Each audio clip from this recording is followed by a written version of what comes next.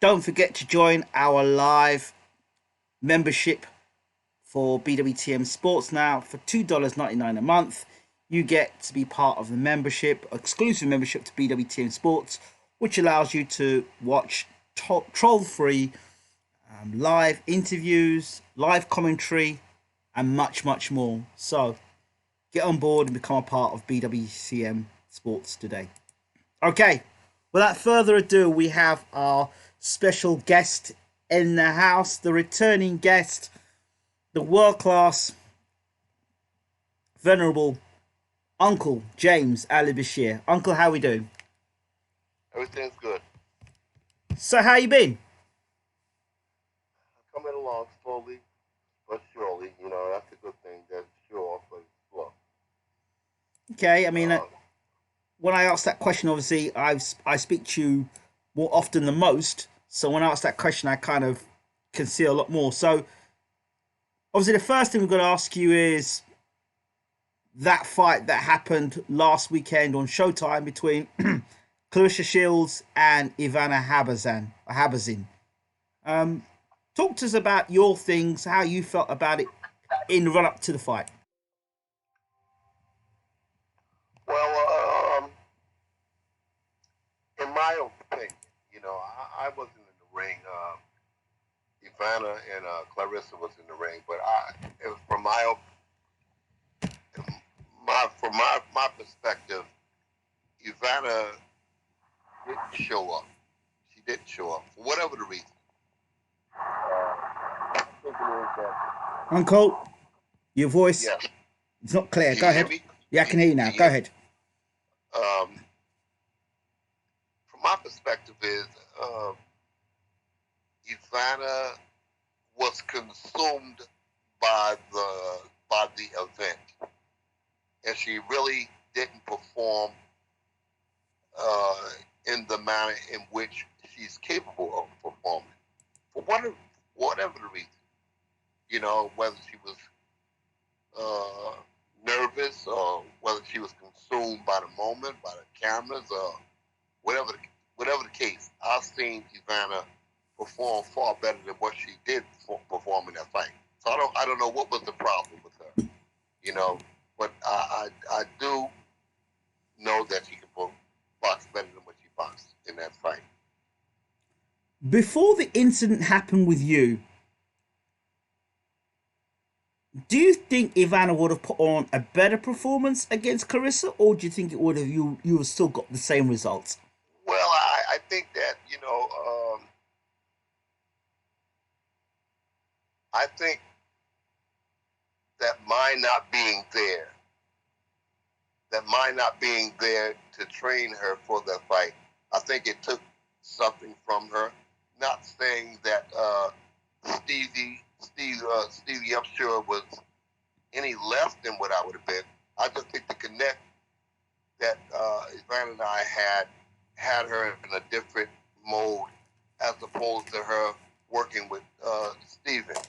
Uh, her and Steven seemed to connect pretty good, but again, there was something missing in the fight, and I don't think that she performed at her peak level. What I causes? don't know. I don't know. I don't know. I just don't know. I watched the fight closely from ringside, Mm-hmm. and I just didn't see Ivana performing in the manner in which she was capable of performing.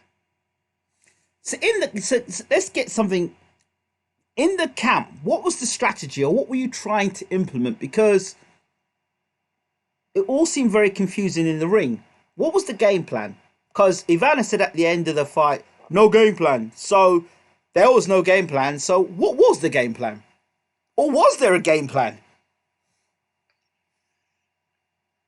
The game plan was to make Clarissa miss and then make her pay. That was the bottom line, to make Clarissa miss and make her pay. She made Clarissa miss, but she didn't make her pay. And when she was up close with Clarissa, she seemed to smother all the punches. Was that out of fear, or was that out of what is that? I mean, I'm not trying to be critical of Ivana here. I'm trying to learn. I really don't know. I really can't answer that question because I haven't spoken to Ivana since the fight. You know, I spoke to her briefly, but not about the fight, not about the logistics of the fight. So I really don't know. But I do know that she was smothering herself. She wasn't getting off. She wasn't jabbing. She wasn't doing a lot of things in the fight. And I felt that she was consumed by the moment. I don't think that she was fearful of Claressa. No, not at all. I just think that she was consumed by the moment and just couldn't get off. But do you think, happened. I mean, to give Claressa her credit, and we must give Claressa her credit, do you think that her approach, which is to intimidate the fighter before they get in the ring, or mentally get inside their head before they fight? No, absolutely not. But no, I don't think that. I don't think Ivana. I know you say this, but there isn't evidence to back that up based on what happened in the fight. That looked like somebody who was intimidated. That looked like somebody who was intimidated. No, I know. I don't get that. Even leading up to the fight in the locker room, I doesn't get that she was intimidated. I just think that she wanted to impress so much that she was consumed by the moment. You know, she just didn't get off. She just couldn't get her punches off.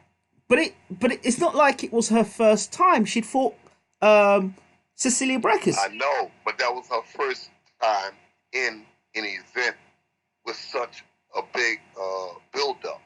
That was her first time in an event with a fighter on a big scale like Claressa. Okay, this isn't about Ivana now. This is just every fighter's dream, or most ambitious fighters' dreams, are to become the champion of the world, to fight the best in the world. You know, and with it, the money that comes with it and the glory that comes with it. Why is it then when you get the opportunity, when you haven't had the opportunity, when you get the opportunity, you, as much words, you choke or you don't perform? I'm trying to understand this from a maybe a psychological perspective, because it's not just Ivana. Well, you could, you look at Vladimir Klitschko versus Tyson Fury. Okay. What happened? What happened that night? Why didn't Vladimir do what he was capable of doing? Because Fury had got inside his head beforehand. Pardon me? Fury had got in it. All of Vladimir's opponents, he could control. You know, I don't think that they're intimidated by the boxer. I think that they're consumed rather by the moment. The big lights, the aura, the build up to the fight. I think sometimes that takes away from the boxer himself or herself. But that doesn't make, to me, I only being respectful here, that doesn't make sense, because Vladimir Klitschko, as we know, is an experienced world champion. He's had how many defenses of the heavyweight championship of the world? There should be really no excuses. He's the man who's got all these big events, fighting in all these big stadiums in Germany and all these places. I mean, Olympic gold medalist. Vladimir Klitschko is the consummate pro. I would have thought he would have been taken up and consumed by the moment, because if Vladimir Klitschko is consumed by the moment, then when I say consumed by the moment, there's a lot of logistics that's involved in being consumed by the moment. You know, you want to look perfect, you want to look right, you want to be sharp with the jab, you want to do this, you want to do that. You know, there's a lot of things that's embodied here. And a lot of times they consume themselves by trying to be so right in their approach. But this fight was... Go ahead, Uncle. And so, they try to be so right and so perfect that they wind up falling behind the 8 ball. But this fight wasn't about maybe skill v skill. I mean, because we knew coming into the fight, Claressa was, double gold medalist, highly skilled in comparison to Ivana and the achievements in that sense, not taking away that Ivana had been a world champion herself and moved up in weight to become a world champion. Those things, you can't forget or take away from Ivana. I just don't. I don't have all the answers. Like I said, I haven't spoken to Ivana since the fight. To give us some time to collect ourselves, some time to spend alone, right? To recollect our own efforts, and then I'll talk to her later, I believe. But having said that, I do know that she was not intimidated by Claressa Shields. I think that, again, that she just was consumed by the event, by the action therein. So, okay. In terms of moving forward for Ivana, or any fighter that's had a performance like that on a big event and they've kind of frozen, what would be your advice to that fighter or any other fighter in a situation like that at the moment may be a bit down on themselves? How do they bounce back from that? How do they come back and become a champion again? Well, my first suggestion is, and I don't know what Ivana is going to do now. I don't know what she's going to do, how she's going to come back, what her plans is, or even if I'll even be her coach. I don't know I don't know what her thinking is now. Again, because I haven't spoken to her. But if I had anything to do with it, I would tell her that the Claressa Shields fight is water under the bridge. Water under the bridge to come back, to try to get back in the ring at least by April and continue on with her career. Continue on with her career. Not languish in the past. Because that fight is said and done now.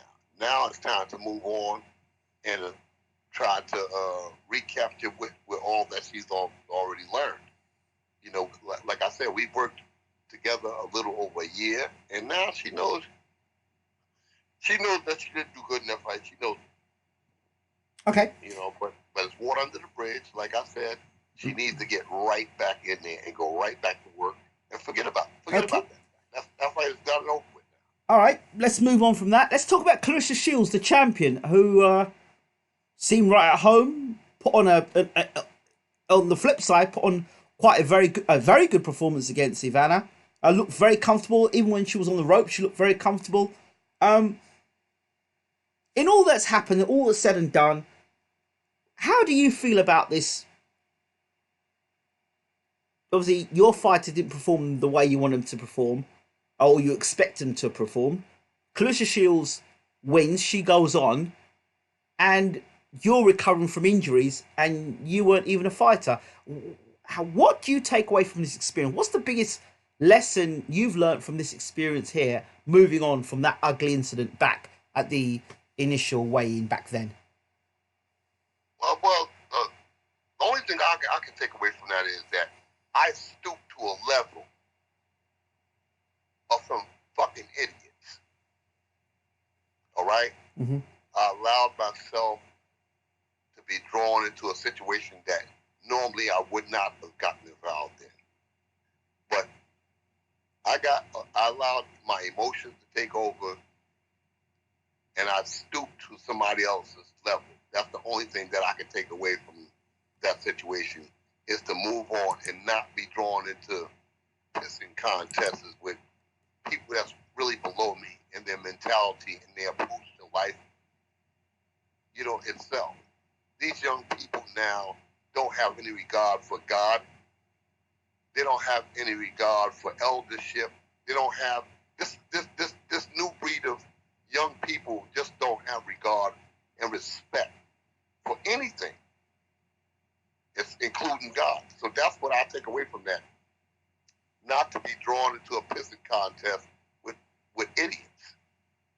And that was the thing that happened in this case. That's the only thing that my only regret is that I allowed myself to be drawn into a shouting match with idiots. And then I saw another interview somebody did saying that Claressa had warned me that I might not want to do this here in Flint, Michigan. Let me tell you something, man. I spent much of my life in Harlem, New York. And I spent the other half in the city of Newark, New Jersey. Flint, Michigan is like a drop in the bucket compared to those places. And I grew up literally in the streets. I grew up literally on the streets of New York and New Jersey. And somehow, by the grace of God, I believe, I survived those places. And yeah, I got my ass whooped a few times, and I whooped some asses too. You know, I was always a man about what I did. I was always honest in my approach, whatever I was doing, whether I was in the street life or whether I was in the boxing life. But I was always humane and respectful to other people. But this new breed of young people don't have a lot of respect for God. They don't have a lot of respect for themselves.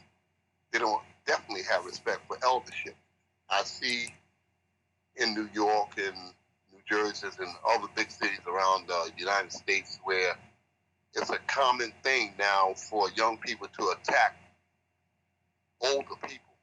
You know, I don't know whether it's a gang initiation or whatever, you know, but I know that they don't have regard. So what I take away from this thing is not to stoop to somebody else's level. Okay. To try harder to maintain my own civility and not look for somebody else to have civility towards me. Okay. That's what I take away.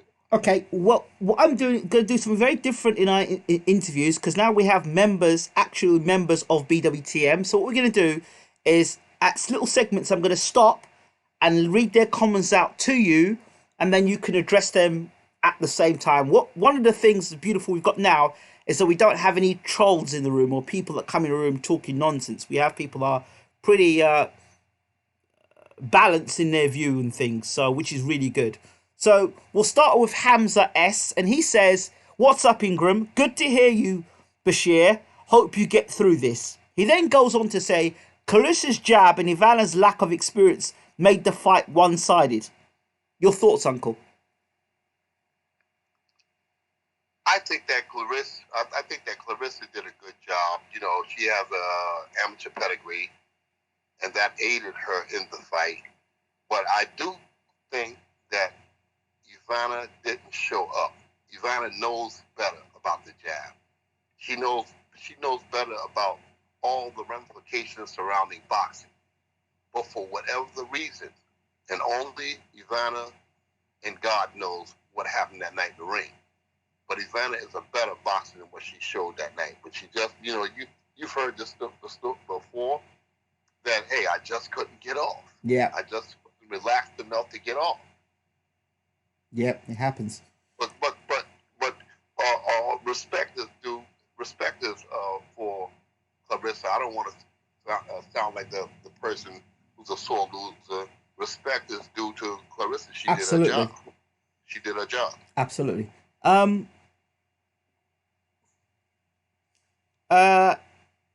Cameron Gillen says, "God bless Mr. Bashir. The sport needs more people like him in the game." And then Hamza S says, "Yeah, I hated how that coward struck you from the back. That was disgraceful."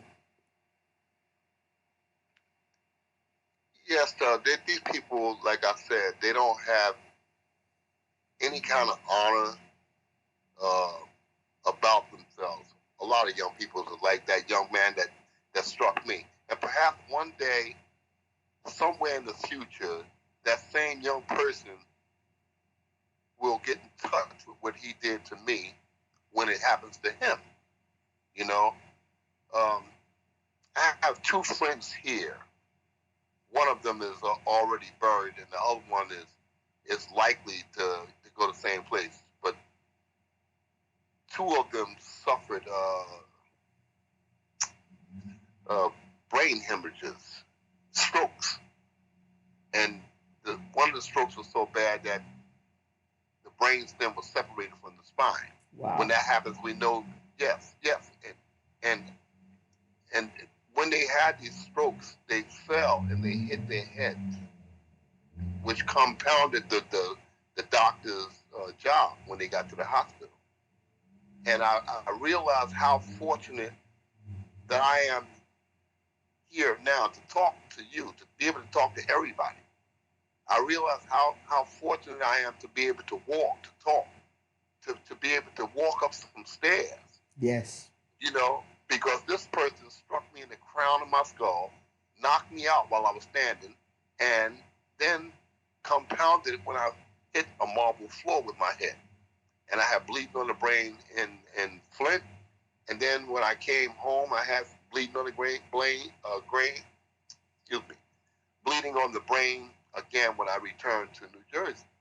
So twice I had to deal with bleeding on the brain, you know, and all of these things. And then I look at what happened to my friends, these people, and I said, wow, how lucky am I? How fortunate am I that didn't happen to me? That did not happen to me. So yeah, I'm grateful to be here. I'm grateful to be able to communicate. And I'm grateful to all the people, all the guests that you have on the show. And I'm grateful to all the people in boxing. Oh, I had well wishes that came from every angle in boxing. Every angle, from every perspective, from all kinds of people, all over the world. People I had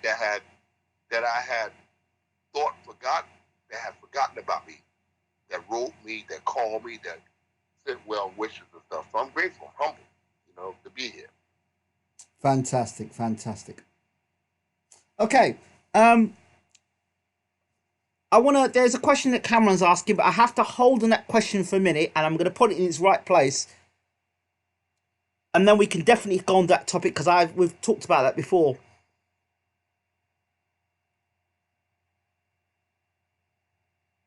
Right.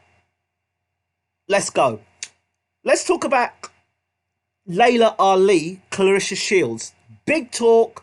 And Eddie Hearn's got himself into the mix, saying that there's potential money around for Laila Ali. How would you see that fight should it be made? And would you be willing to train Laila Ali in the process? I would love to have a chance to train Laila Ali to box against Claressa Shields. You know, I think that Laila is a better fighter, all-around fighter than Claressa. Claressa still fight in the amateur style of boxing, you know, which takes a lot away from her style. You know, I think that Laila boxes completely like a professional, and Claressa still boxes on the amateur scale. And I think that Laila would beat her. I would love to have the opportunity to train Laila to beat her. I don't think that Laila has ever trained with anybody such as me in my style. You know, I think that it would be a good fight if Laila could brush off the rust, those 13, 14 years of rust. If she can push it aside, I would suggest that she took a fight, maybe 2 fights, you know, before she faced off against Claressa, just to get back into the fray of things, just to get her chemistry right. But if Laila could brush off the rust, the effects of those years that she's been out of boxing, yes, I take Laila to beat Claressa. Because Claressa, I said, she's a good fighter, but she still boxes in the amateur style, and that in itself would allow Laila to beat her, possibly knock her out. What does Laila possess in your mind that Claressa doesn't? Punching power, and all around attributes of boxing. Again, Claressa has an amateur style. Laila is more suited for the pro. Okay. In my opinion. Okay. My opinion. One of my favorite female fighters of all times was Lucia Riker, and I think she's the only one I know that actually went and fought a man in a professional bout, which was absolutely incredible. How would someone like Lucia Riker do in this era of women's boxing? feel Riker would be fine in this era. She would be fine. She could fight. I shared a few training camps with her when Emmanuel was training Lennox Lewis and when she was in the Crunk gym in Detroit, and yeah, she can fight. She's a very, very good fighter. When she was out there, she could fight. Okay, and okay, okay. If you were gonna be if you were to say, based on what you've seen of Laila Ali and her career, I don't think she took too many. She wasn't any too many rough fights in her career. She's pretty well managed. Do you think that she can get herself back, like how George Foreman came back? Do you think she can come back and be that effective? Laila Ali doesn't. She's not the person. The Laila Ali that I know, that I have observed over the years, she never lived bad. Yeah. She's always been a clean liver. She's always kept herself in good shape. So she's not totally out of the picture. You know, that physical conditioning means a lot when you're in the sport of boxing. So yeah, I think that Layla could come back a la George Foreman style, but I don't think her climb would be as rough as George's. You know, I think Layla has a mentality that would push her through her rustic stage. You know, I think that she could do it. I really do. Okay. I really think she could do it. Okay. And you said that you would love to train her. I would love to have the opportunity to train Laila Ali in a fight versus Claressa Shields. Because Claressa got one up on me. She beat Ivana, you know. She got the victory over Ivana. So she got one up on me. And I'm burning with desire to get back. I said that because Claressa can be beaten. Okay. Claressa can be beaten. Okay, I've got to jump on that statement you've made there, because some people, and I know them across the internet, are saying now that James Alli Bashir, he's a hater. He hates Claressa because of what happened. What did I just say? I said that Claressa has one up on me, and I gave her respect for achievement. I'm not hating against her. No, I know that. I know that. But in my heart and mind, I'm saying Claressa is not that good. She's a good amateur style boxer. She boxes like amateur. Yes, of course. She boxes much like an amateur. I have to throw it out there now, because there are people out there, a lot of people out there. No, I'm not hating. No, I don't hate on. Good. I know you're not. I know you're that kind, not that person of character, Uncle Bashir. Not that kind of guy. I know you're not. I know that you're not. But just to shut that down. Everything I'm saying now, in about Claressa is not from a hater's position. Right. It's from a competitive. It's from a competitive position. Good. A competitor's position. She's got one up on me, and I want to get her back. I want to bring a girl that can compete and get her back. You know, that's what I want. You know, but I hating. That's not even in the picture. No, Claressa is a boxer, and I respect all boxers. I respect them. They go through a lot. They go through a lot. To be boxers, they go through a lot. So I have respect for her. Yeah, I have to say that, because in this era, I respect for your family. I respect all boxers. Of course, and I know that, and I always want to make sure that you're always seen in your best light, and that people get a very clear understanding as to who you are, as opposed to what people think you may be, and there's a difference. Do I like the fact that Claressa has got one up on me, defeating Ivana Halverson? No, I don't like it. I'm a competitor, but I don't hate. I don't have nothing derogatory to think or say about her. No, of course not. Okay. She's a boxer, and I respect her. Okay, Uncle, we have to change subject. Let's go back in a time machine. We have to go back in a time machine for this next question, because 2013, 2012 is when Wait a minute. Before we go. Yes. I would like to see Claressa Shields box against Raquel Miller. Ooh. Okay. Raquel Miller, I think, could stand in and give as well as take versus Claressa Shields. Yeah, I'd like to see that fight. I think that's a fight worth making and seeing. Okay. You know, and I'm rooting for Raquel Miller. Yay, Raquel! Yay, Raquel! Get it, Raquel! Get it! You know, I don't want to come back to your station and say, "Damn, that Claressa, she got two up on me." So yeah, I want, and I'm going public. I'm saying that Raquel likes some fire to her. All right. Okay. I think Raquel can beat her. Okay. Okay, Uncle. Yay, Raquel! Yay, Raquel! Whoa, whoa, whoa! Yay, Raquel! I don't think we'll hear the last of this Uncle Bashir and Claressa Shields story. Anyway, let's go back in a time machine. 2013. 2012 is when we started these interviews. 2013 is when I ran across a young trainer by the name of James Alli Bashir. Since that time, you've become very close and dear to my heart, and you've been called now Uncle Bashir. But in 2013, we did a 2-hour interview.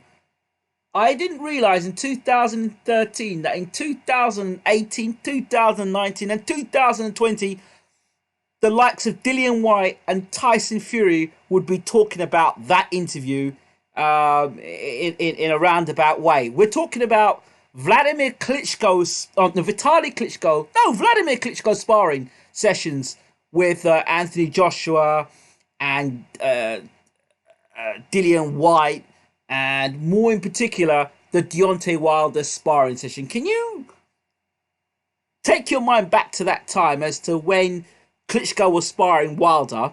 What was going on, please? It's been a long time ago, but I do remember Vladimir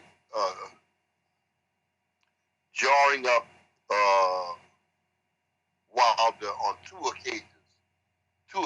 Two occasions that stands out to my mind. And I remember he dropped them one time. He dropped them one time in those two occasions. And if they were fights, I think that he would have stopped them in those fights because Deontay wasn't on steady legs when he regained his balance. All right? Deontay wasn't on steady legs. And I think that any referee with eyes, any referee with a conscience or knows boxing would have said, okay, that's the fight. The fight would have been stopped. All right? I think he hit him, if I'm not mistaken, he hit him with a right hand, left hook, and that dropped Deontay. But to Deontay's credit, Deontay was a green fighter at that time. I don't think he had any pro fights. And if he did have any pro fights, he had to be 2, maybe 3 pro fights. He was very, very green, very, very young. So he was still making the mistakes, you know, of having started a late career in boxing. You know, and yeah, Vladimir got the best of him, but Vladimir was a seasoned former heavyweight champion and current heavyweight champion. So, you know, that has little bearing on the Deontay that we know today. Also, who I believe Joshua and Dillian Whyte was in that camp too. Yeah, Joshua, Dillian Whyte, Sam Sexton, Richard Towers. Yeah. How did Dillian Whyte do with Klitschko? Dillian and Jarrell Miller. Jarrell Miller. They all stood in and held their own. They stood in. None of them didn't do anything outstanding because Vladimir is a cagey kind of guy in the fight and in sparring camps. So they did about as good as anybody could expect for them to do at that particular time in all of their careers. I remember you telling me in the discussion that you had to get in between Dillian Whyte and Anthony Joshua because there was discrepancy between the pair of them. And yes, I did. I remember that. Remind me. I told him. I said, listen. I told Anthony, and I told Dillian. I said, this camp is about Vladimir Klitschko. I did my job. You know, I did my job. I told him. I said, this camp is about aiding Vladimir Klitschko. And if you can't do that, then you have to go back to Britain, London, wherever you came from. You have to go back. You can't do that. But I understood that it was that Dillian was more aggressive. He was the one that was igniting it. You know, he was the person that was just anti-Joshua. He was just, and he wanted to fight. I believe he was trying to fix up a fight to box in December or something of that year. And I spoke to Dillian. I said that it wasn't a good idea because Dillian had just came back to boxing. He had just come back to boxing after being out for 2 years. I said I don't think it's a good idea. He had 2 or 3 meaningless fights that wouldn't prepare him for Anthony Joshua. So I told him, I said that's not a good idea. I said, why don't you wait until next year when you're in a better place to box against him. But he was steadfast on going forward with the fight. He did go forward with the fight, and as a result, he was knocked out. So exactly what I thought would happen, I told Dillian at that time that it's not a good idea. You know, we talked about it inside the camp, but he had his mindset on doing it. He did it, and as a result, he lost the fight by TKO. There were rumors that in that camp, at one point, that Joshua was wearing a white t-shirt or a vest. It started off white, but by the end of the sparring session, his t-shirt was covered red in blood because of the amount of jabs he was eating by then. At that time, the champion of the world, Vladimir Klitschko. Is this true? That happened so many times in the camp, I can't say it's truth or false, but it happened to a lot of people in the camp. I mean, you're talking Vladimir Klitschko here. And the average person that comes in, the box Klitschko, those guys weren't near as polished or experienced as Klitschko. So it happens a lot of times. I've seen so much blood in that camp, I could open a blood bank. All right. Now, Vladimir Klitschko sparred all the guys that he could have potentially faced later on in his career. And do you think that's a good thing? Vladimir Klitschko always wanted the best sparring partners, and he would pay for that. He would tell me, get this guy, get that guy, get this guy, get that guy. He even tried to have Shannon Briggs come into the camp. But what happened? Yes. Shannon declined it. Shannon said no, he didn't want to do it. He didn't go, let's go, champ. Yeah, he did. He planned on fighting Vladimir Klitschko. And I told him, I said, listen, Vladimir said that he'll pay you $5,000 a week. And at that time, that was unheard of. That was $5,000 a week was unheard of. Can you? But Vladimir allowed me.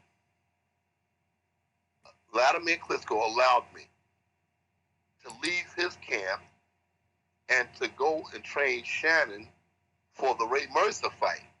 While Vladimir's camp was in process, he let me go and train Shannon Briggs to box Ray Mercer and then return to the camp. That was mind-boggling because most boxers that I've worked with over the years, and I've worked with a lot of, wouldn't allow me to do that. But Vladimir Klitschko was a gentleman. He said, "Yeah, you can go." You know, he said, "While you there," he said, "try to bring Shannon back with him because I want that sparring." He wanted to spar the best guys that was out there, top guys in anything. He wanted it. He said, "I'll pay him $5,000 a week." That's what Vladimir Klitschko told me. And I told Shannon that. Shannon said, "No." Now, another story that keeps coming round. Usyk dominated Klitschko in sparring. Can you clear this up, being his trainer, Usyk's trainer? Can you clear this up? Because people still believe that Usyk dominated Klitschko in sparring. I've never seen Vladimir Klitschko box with Alexander Usyk. I've never seen them. I've never witnessed the two of them sparring. The times that they sparred in Ukraine, I wasn't there. When I came there, either one of them had left Ukraine or left that sparring camp.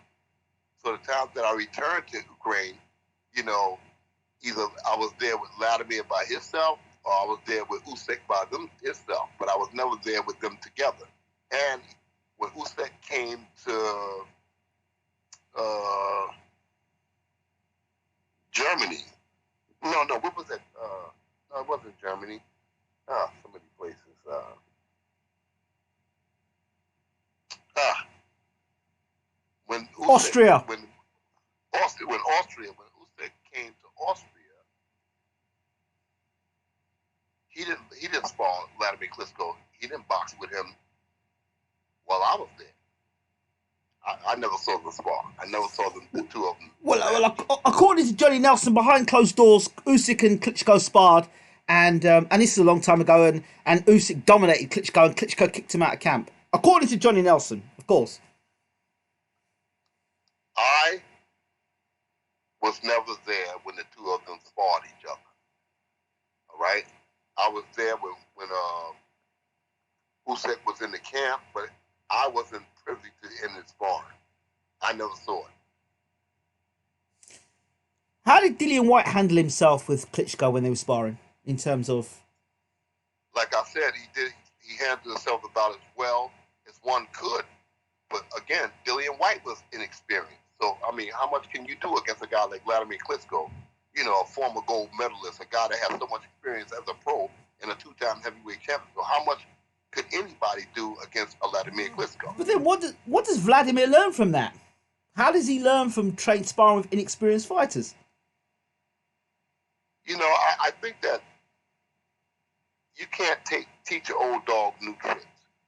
Okay. Vladimir Klitschko's style is etched in stone. You know, it's etched in stone. You know, and he's not going to change if he decides to box again. He's not going to change much. He's just going to become more adept in what he does right now. But I don't think that, you know, you could teach a guy like Vladimir Klitschko new tricks at this stage of his life, this stage of his career.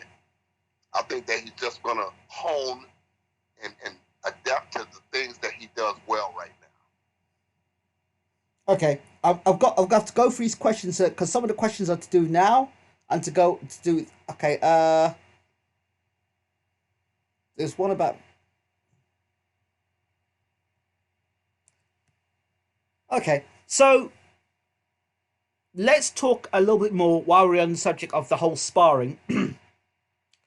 Only because two guys are mooted to fight soon, Downey Dubois and Joe Joyce. They're mooted to fight sometime this year, soon this year. And I want to ask your opinion, based on what you've seen of your fight of Vlad Tsarenko, sparring both guys, who would you tip to win the fight? Vlad was quite adamant to saying that Dubois is very green and Joyce is a bit too experienced for him. What are your thoughts and why? You know, if I had the two of them had to fight now at this very time, I'd take Daniel Dubois to win the fight.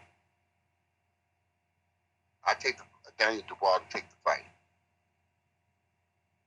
You know, I think that Daniel Dubois would decision Joe Joyce.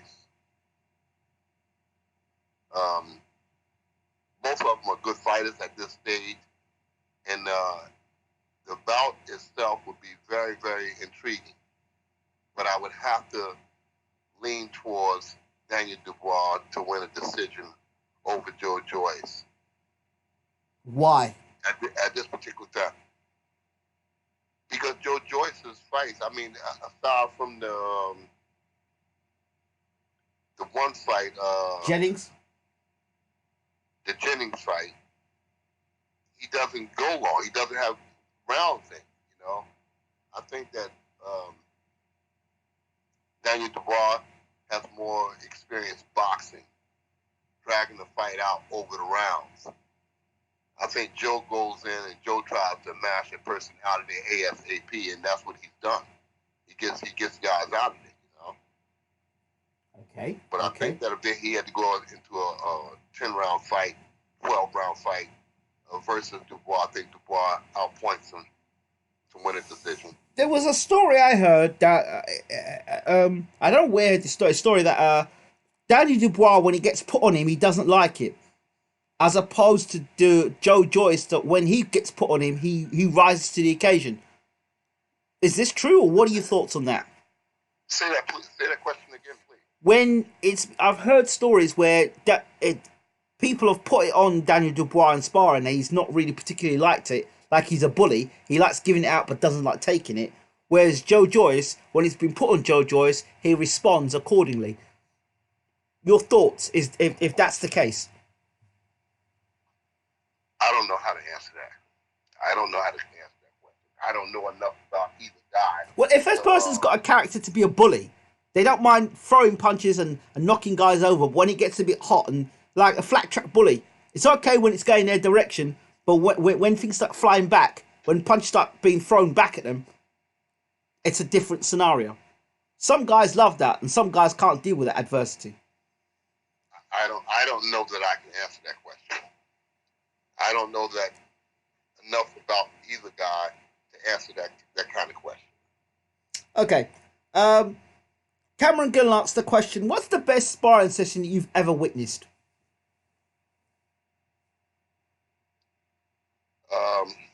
Oh, wow. Man, that's the best heavyweight sparring I've ever seen. Yeah, let's start. Yeah.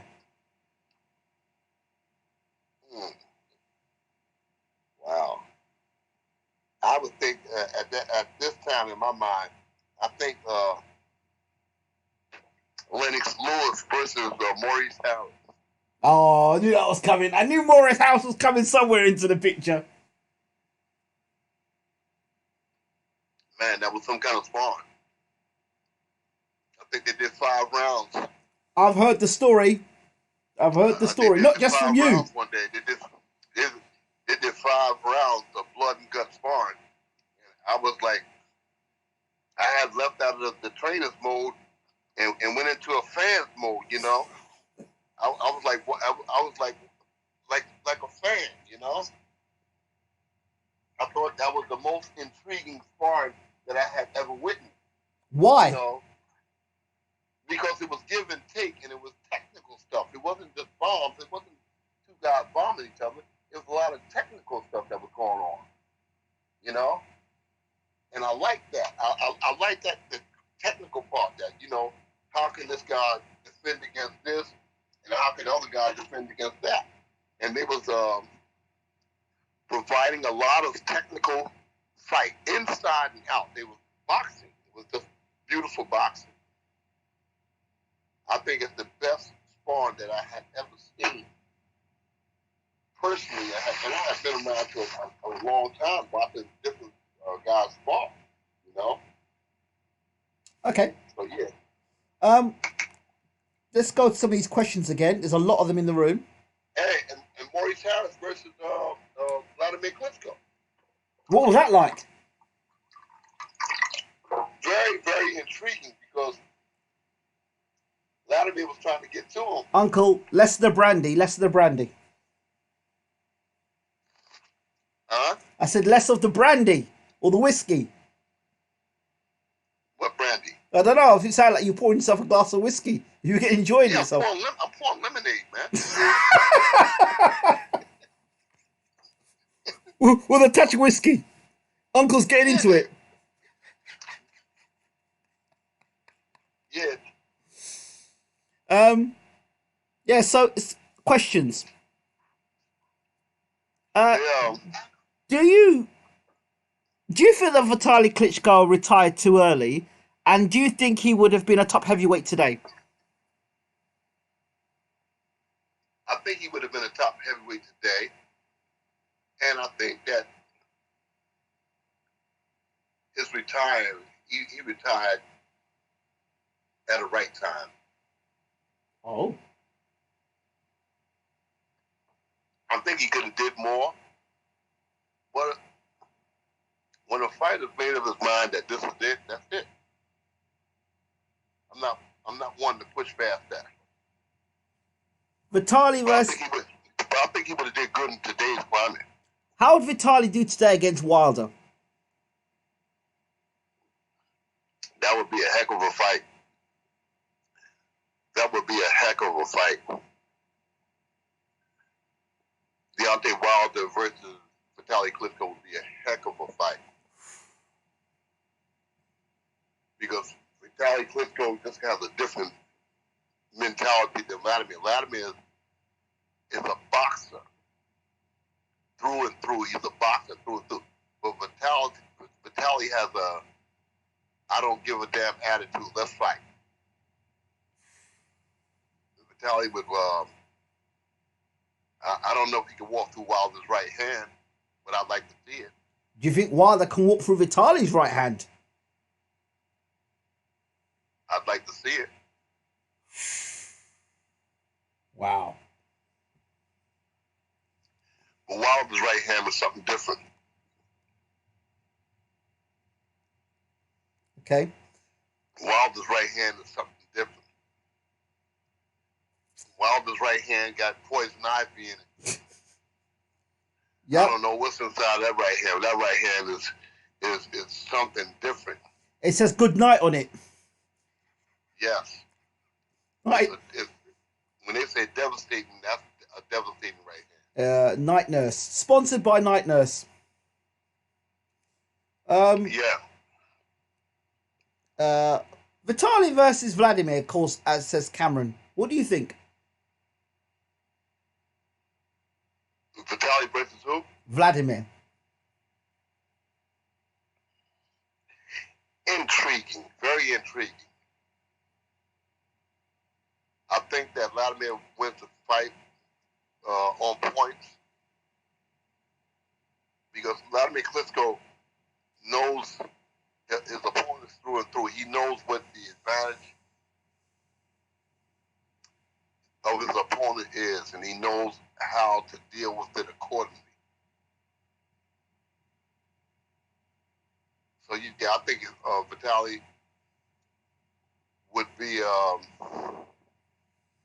an aggressive guy, but he would have to fight Vladimir Klitschko's jab all night. Yeah, I think that Vladimir would win a decision if they fought. Okay.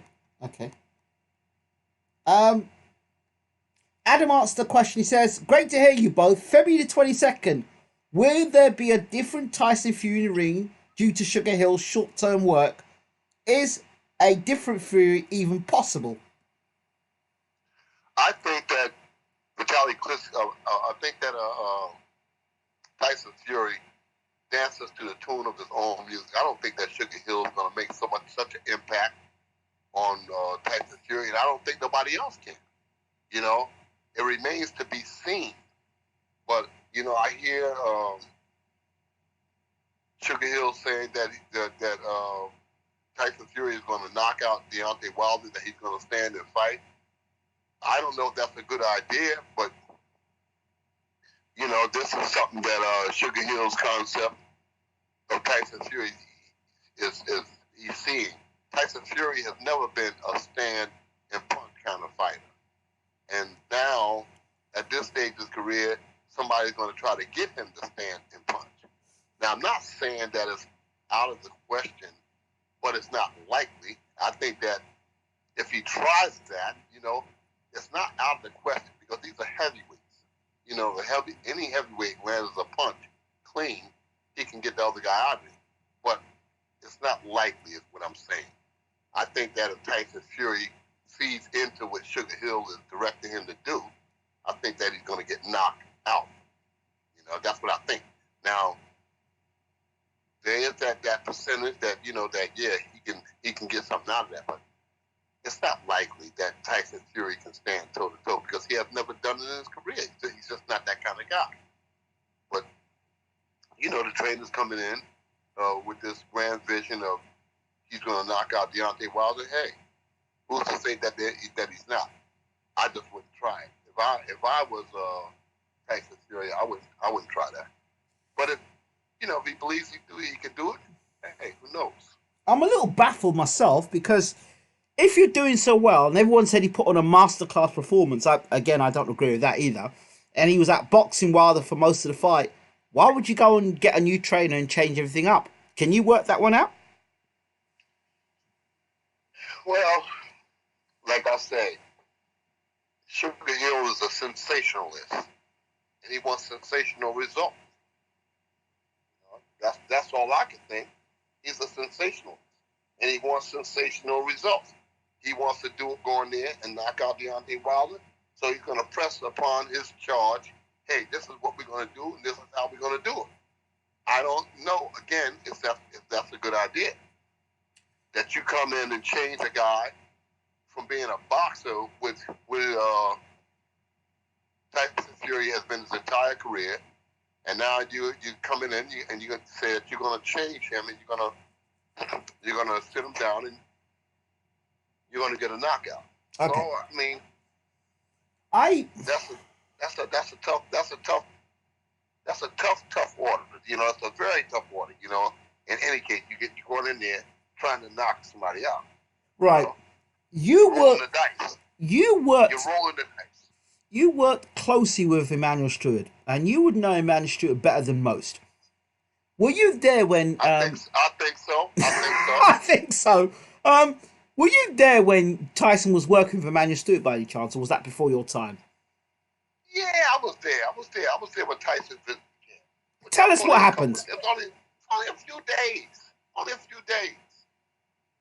You know, everybody in modern times. You know, I've been around. Like I said, I started this boxing thing. I think I had my first fight in 1959. So I was around with most of the people that's in boxing now who wasn't even thought of. You know, and he worked with Tyson 4 or 5 days. I mean, what's the big guy? What game do you get? Yeah, but the thing is why I'm asking you this is because people blow things out of proportion. Oh, he was in camp with Emmanuel Stewart. Like he was there like 6 months or a year with Emmanuel Stewart. Like he had 3 or 4 days, you said there. I mean, there's a big difference. Please. Much to do about nothing. You know, Tyson Fury was there with Emmanuel Stewart for 5 days at the most. They did some mid work and stuff, and so what? I mean, so what? I didn't take much from it. You know, I mean, what could he possibly get in 5 or 6 days? Uncle, I'm devastated to hear that because I wish the story was a little longer than that. But all right, and he more so. Then he said, "Oh, he was working with Sugar Hill, and Sugar Hill was showing him some good stuff, and he's gone back to work with Sugar Hill again." So Sugar Hill was the nephew of Emmanuel Stewart. So how closely did Sugar Hill and Emmanuel Stewart work together? Did they work together a lot? Did they exchange ideas? How close was that relationship in terms of being able to translate the Stewart way of boxing across now to Tyson Fury?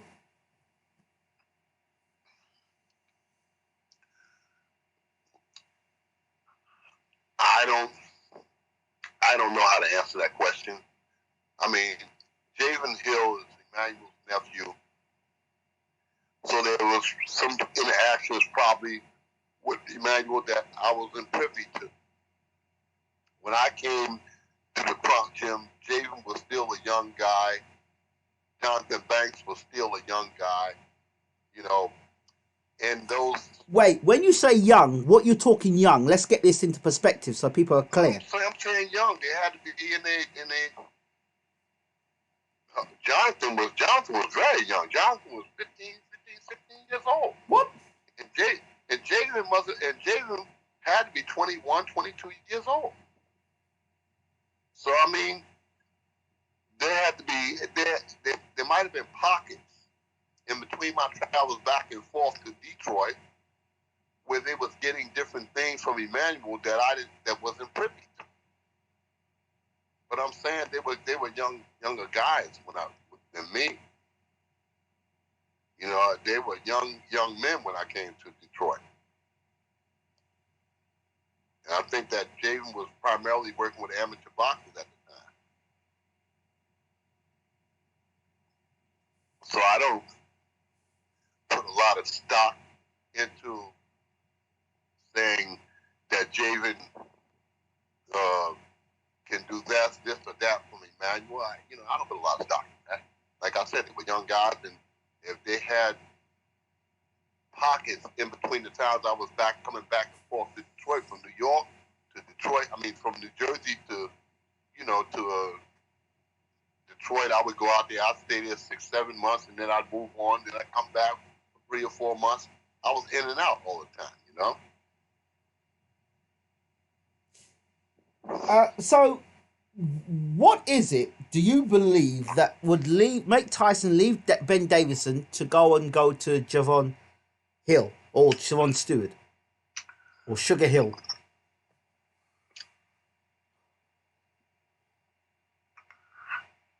Your guess is as good as mine. Your guess is as good as mine. Well, I thought your guess would be better because you've actually worked with Emmanuel Stewart. I never had the pleasure or the honour. So your guess is better than mine. I don't know. Well, if you don't know, and you're saying Tyson spent, about a week with Emmanuel Stewart?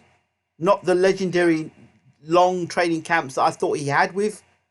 Because the impression that I got from the way Tyson was talking and the way the media put it out was like Tyson and Emmanuel had this long... I had a good relationship. They trained for a long period of time or a good period of time. But, it was... But he said he spent time with Sugar Hill when he was in camp. When is Tyson and Deontay Wilder gonna fight? February 22nd. Okay, so give me a call and we'll do an interview on the 23rd, and then we'll talk.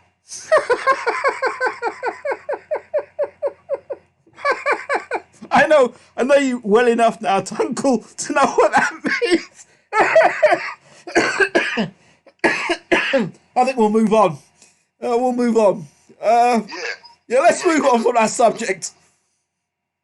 What have you made of... Most people don't understand.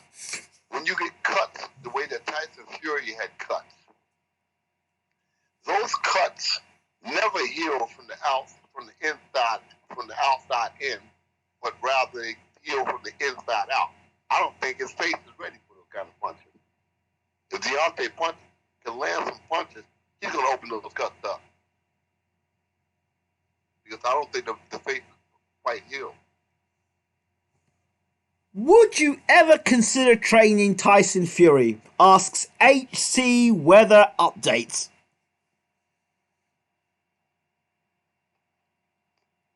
I'm a heavyweight trainer, for the most part. In actuality, I'm a heavyweight trainer. I've done my best work over the years with heavyweights and cruiserweights. That's where I've made my mark in the sport. I can train any athlete that's listening, and that's a big part of training. To have a person that's listening and embracing your ideas, your concepts. When a trainer is trying to teach a boxer the logistics of boxing, it's very, very important that the student embraces the concept of the teacher. So I can teach any boxer that listens, that has respect for me. But when a boxer has his own concept and he's partially listening to a trainer, then it's not going to work. It's not going to work. While we're on that subject, the breakup of Manny Robles and Andy Ruiz Jr. It's bullshit. Thank you. Manny Robles orchestrated the first plan for him to win the title. Then when he doesn't get his way in the rematch, he fires the man. I don't know what his justification for it was. It wasn't Manny Robles' idea for him to go out and eat up every burger that he came in contact with. He came in a lazy kind of mode, disrespectful kind of mode, and he couldn't do it. And now he terminates the man. Did he give a reasoning for terminating him? Well, Uncle, I know I need to make a change. I'm gonna come back better for the third fight. When I come back for the third fight, I promise you I'll be fitter, I'll be stronger, I'll be sharper, You know. Well, the general thinking is that was business in the rematch for him and Joshua. Yes. That was business. This is the general thinking. Now, this is what the people are saying. It was business that, on top he got X amount of dollars, but on the bottom he got some hush money to go in there, waltz around the ring, give the titles back, and then, you take the money and go home. So many people think that business was being taken care of in the ring, that he didn't make any effort. He didn't try to cut the ring off. He didn't try to jab his way in. He didn't do anything remotely close to what he did in the first match. Just remember one thing, Uncle. I walk this earth like a gold, and I'm going to walk straight through you. That was Charles Martin. Same thing. We're going to give you X amount of money. We're going to give you X amount of money, dollars for the title. Give us the title and go away. And we haven't heard anything from that young man since then. So you don't know. I think there should be a fight between Andy Ruiz and Charles Martin. That's what I think. We'll take it the battle of the under the table money. The battle for the brown envelope. That's what I should say. That's what I think. The battle for the matchroom brown envelope. That's what it should be. I'll even throw in a title. It's sponsored by BWTM Sports. I'll throw in a belt as well. You go down TK Maxx and get a belt. What do you say, Uncle Bashir? Yeah, you can't argue with it. That's brown, and I'll throw in a pot noodle in as well. Why not? Oh no, Andy might get it first. They might fight over the pot noodle. I'll leave them two on. Anyway, let me leave them two jokers alone. Eugene asked, good old Eugene, brother Eugene, what's going on with you from Canada? Eugene asked the question. Hi Ingram, greetings Mr. Bashir. Got a question. How would Vitali do against the current top 10 heavyweights? How would Vitali do against the current top 10 heavyweights? Yes. I think he would be right at home. He would be right at home. I haven't seen anybody outstanding in the top 10 heavyweights. I don't see anything outstanding that would shake Vitali Klitschko. I don't see anything. Wilder. I just don't get that impression. Wilder, Klitschko we talked about. What about Fury, Vitali? I don't. Like I said, I don't get that impression. I think that Vitali Klitschko will be right at home with the heavyweights that's out there right now. I think that he would be right at home. Bashir, Uncle, what's happening, Uncle? I don't see. Okay. I don't see anyone. When Vitali, as far as Vitali Klitschko is concerned, I don't see what he would have to really be fearful of. Looking at the heavyweights now, Deontay Wilder basically his left hand is getting better. I will say that. But for the most part, if his right hand, he's a right-handed fighter, and if you can find a way to take away that right hand, then you're in the fight. Yeah, well, 42 or how many have tried that, and what's happened to them? Yeah, they're numb. They got numbed. Exactly. So maybe, so far, but we're not talking about a boxer that knows how to fight the way Vitali Klitschko knows how to fight. Vitali Klitschko knows how to fight. He knows how to carry himself. But listen, he knows what to do. He also got hit by that left hand by Corey Sanders, and I'm sure that Wilder hits harder than Corey Sanders. Yeah, but not that much harder. That's not for sure. Corey Sanders could crack. I know he could crack. I think he'd do well in the heavyweight division today as well. Yeah, I think so. I think so. Okay, so that's Eugene's question asked. Thank you for your donation, Eugene, and thank you for your donation, Cameron, as well. Much appreciated. Let's go back up and answer these questions. This is an interesting question. Again, coming from Cameron. A very interesting question, Uncle. Listen carefully to this one. Ask Uncle Bashir, does he worry a situation can happen again like Usyk where Serenko becomes a big name with a top promoter and wants another trainer? That's from Cameron. Cameron, I'm not the kind of guy. I'm confident. I'm a very confident man in what I do. I'm a boxing trainer, and I've invested my entire life in what I do. And I feel so confident about what I teach to any boxer. And I don't go to sleep at night or wake up in the morning concerned about what a boxer is going to do, because human beings are going to be human beings regardless. I like Vlad Serenko. I really do. I really like Vlad Serenko. Just as I like Alexander Usyk. Just like I like Ivana Hopson. I go out, I put my best foot forward to establish knowledge and application to these boxers. And if they decide overnight that they want another trainer, then what am I to do?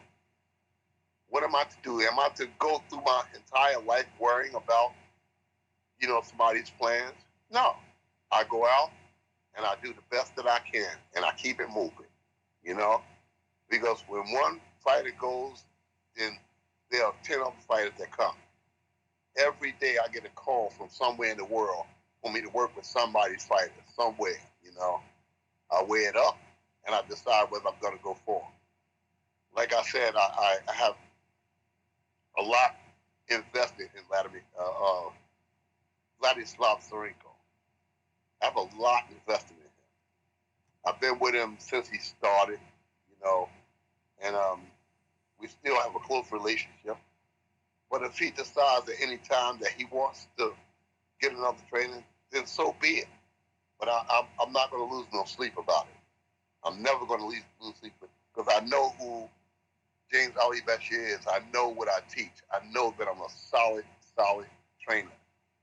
And if the boxers don't know, then they lose out. I figure when they leave me, I said, they lost me. I didn't lose them, they lost me. So I don't lose sleep about what a fighter's going to do. But I don't get that from Vlad Serenko. I don't get that. I don't get that. And I hope that never comes to pass, that Vlad Serenko is not going to leave me when he gets any notoriety. I hope that doesn't come to pass, because I'd really be heartbroken by that. Because I think that we have something special, more special than Usyk, more special than in the boxers that I've trained in recent times. I still maintain a very good and solid relationship with Vladimir Klitschko. Out of all of the boxers that I've worked in the last 35, 40 years, I've maintained a very close relationship with Vladimir Klitschko. And I like that. I like that he never got so big that he forgot about me. And I like to think that I have the same thing invested with Vladislav Serenko. All right? So I hope I answered your question. Great answer there, Uncle Bashir. Can I get a 2-time? Okay, next. Next. Vladimir Klitschko, we talked about this back when he got beat in the same night at the hotel together in London. We talked about him potentially planning a comeback. We've heard rumours of this comeback. Is it going to happen? I think so. I just got a gut feeling. I mean, why? I just got a gut feeling. I don't know as a fact, but I just got a gut feeling that something is going on that I don't know about. That he wants to keep it quiet because he know I can't keep a secret, so he's not going to tell me. Because he know I can't keep a secret. He know I'm going to tell everybody. But I get the feeling that Vladimir Klitschko not done yet. And I told you that from the very beginning when he first mentioned that he's going to retire. I just never got the impression that he was serious. And I still don't have him. You know? He stays in constant shape. I'm saying, okay, if you're retired, then you know what is your training all about? So you never know, but I don't think so. I get the gut feeling that he's gonna come back. What about the brothers coming back together? Could they dominate the heavyweight division if the brothers came back? I don't know, but it would be exciting if they did. That would really be exciting. That would really throw a monkey wrench in the barrel, wouldn't it? Imagine that. Nice.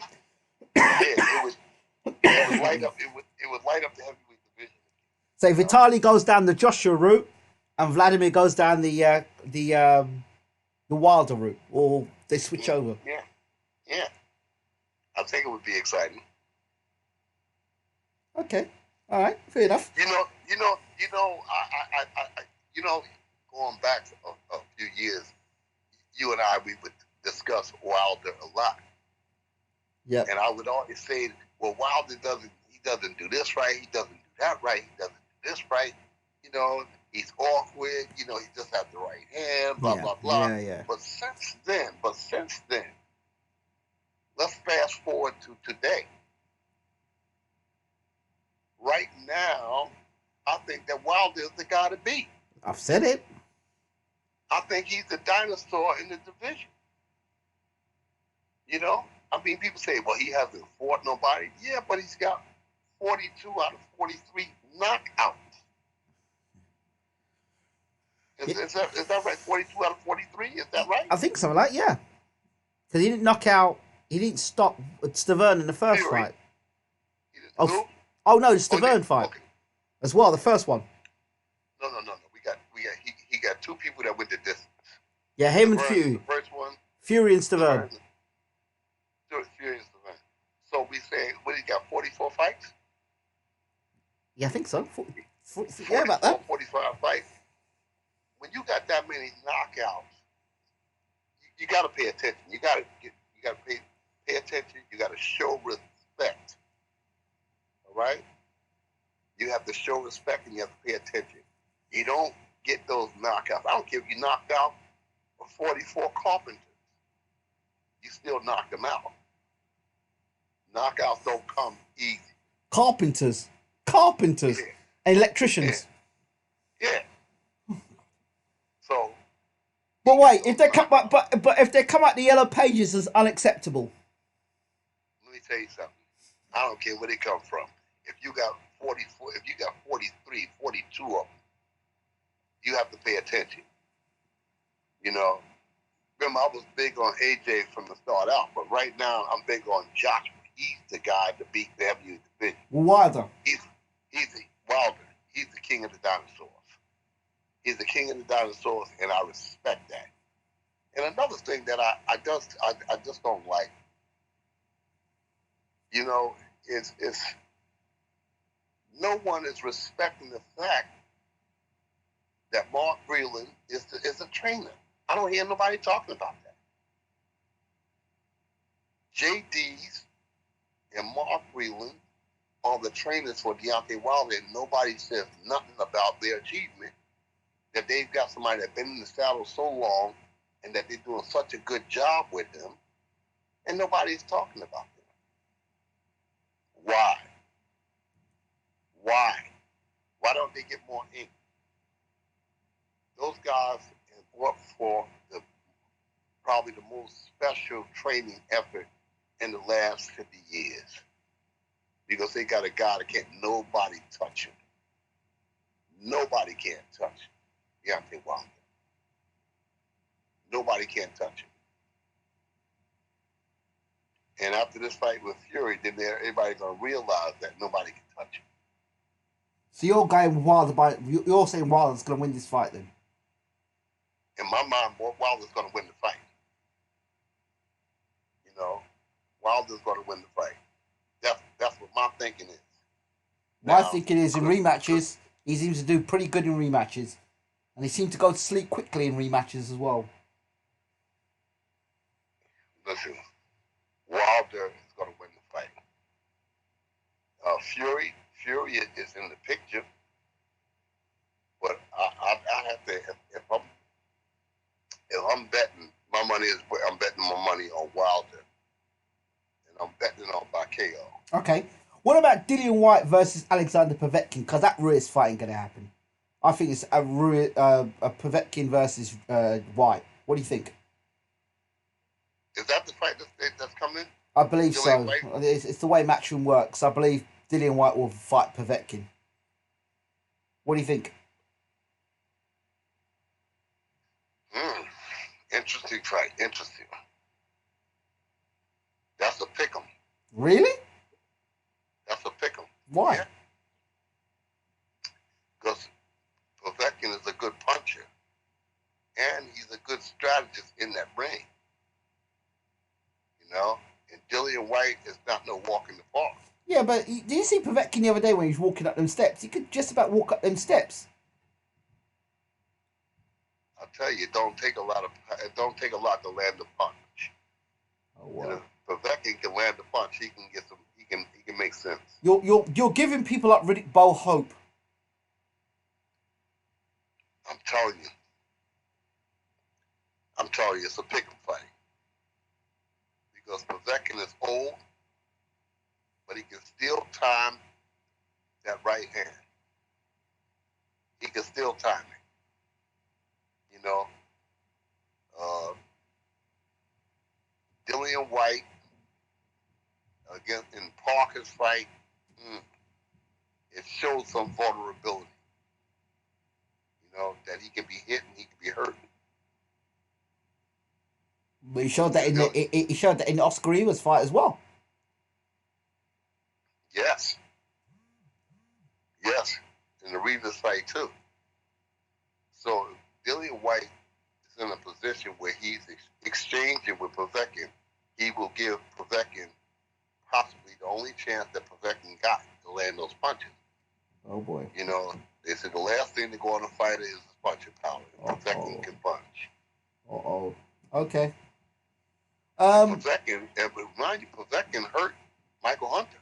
Yeah, that's true. He hurt him. Oh yeah, he did. And Michael Hunter was hurt in that fight. You know, and you know, I thought the draw, them calling that draw, I thought it was a good call. But if you give him the knockdown, if you give Povetkin a knockdown, then he wins. There you go. And that was a knockdown. Do you think that was a knockdown? Yeah, it was a knockdown. I love Michael, but it was a knockdown. It was a knockdown. I love Michael too, but it was a knockdown. Still, you can't cheat no boxer for being able to climb the mountain. That was a knockdown. Those ropes held Michael up. And Povetkin did better than I thought he would. I thought it was the end of. I thought it was Povetkin. Povetkin did better than I thought. I thought it was the end of Povetkin there, but no, Povetkin still got life in him. Okay. The other fight that's confirmed, March the 28th, Alexander Usyk, your old charge, versus Derek War Chisora. Well, hot fight.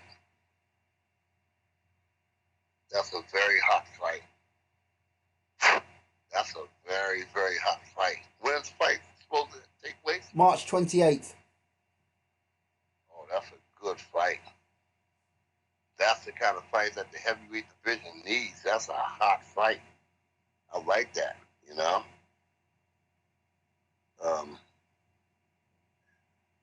The general consensus is that Usyk wins that fight. Really? Usyk wins that fight. Really? But it will not. I think Usyk wins that fight, but it will not be a walk in the park. Uncle, I'm not trying to be. I asked the members and people across BWTM to put across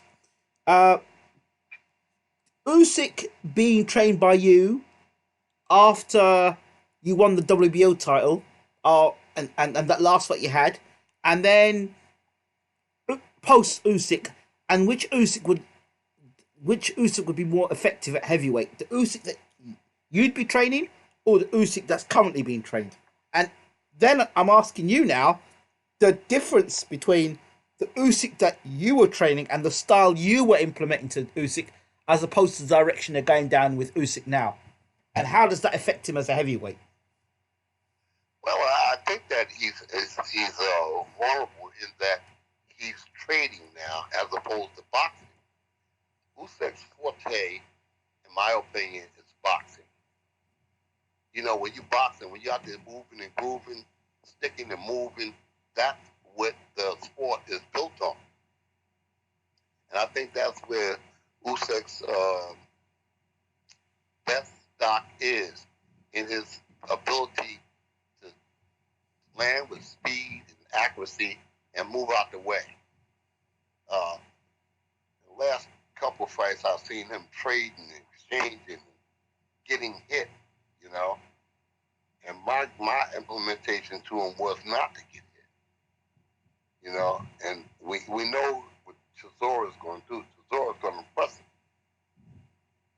Chisora is going to try to put Usyk back on those ropes, and then when he does, Chisora is going to go to work. That's what I said. That's how I broke it down. I broke it down to Chisora on the ropes, Chisora putting Usyk's back against the ropes, or Usyk keeping Chisora in the center of the ring.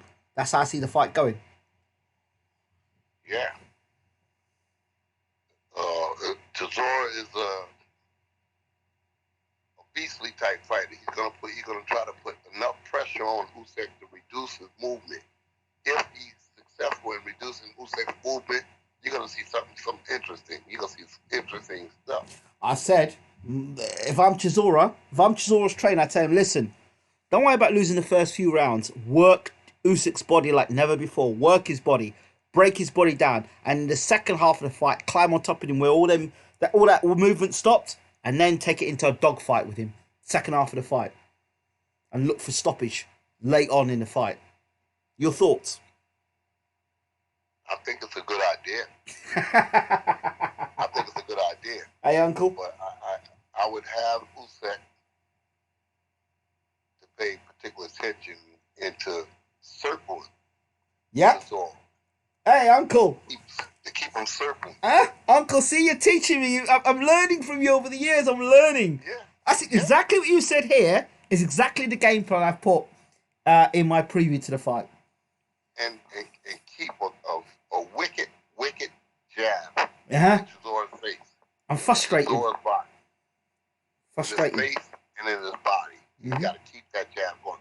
But Chisora's going to be in perfect shape for this fight. Yes, he's got to be. He's going to be in perfect shape. So I'm saying that Usyk's got his work cut out for him in this fight. But I wouldn't do anything like Michael Hunter. Michael Hunter came in the last fight at 225, and I think that it hurt Michael. I think it made him sluggish. I think it made him vulnerable to getting hit.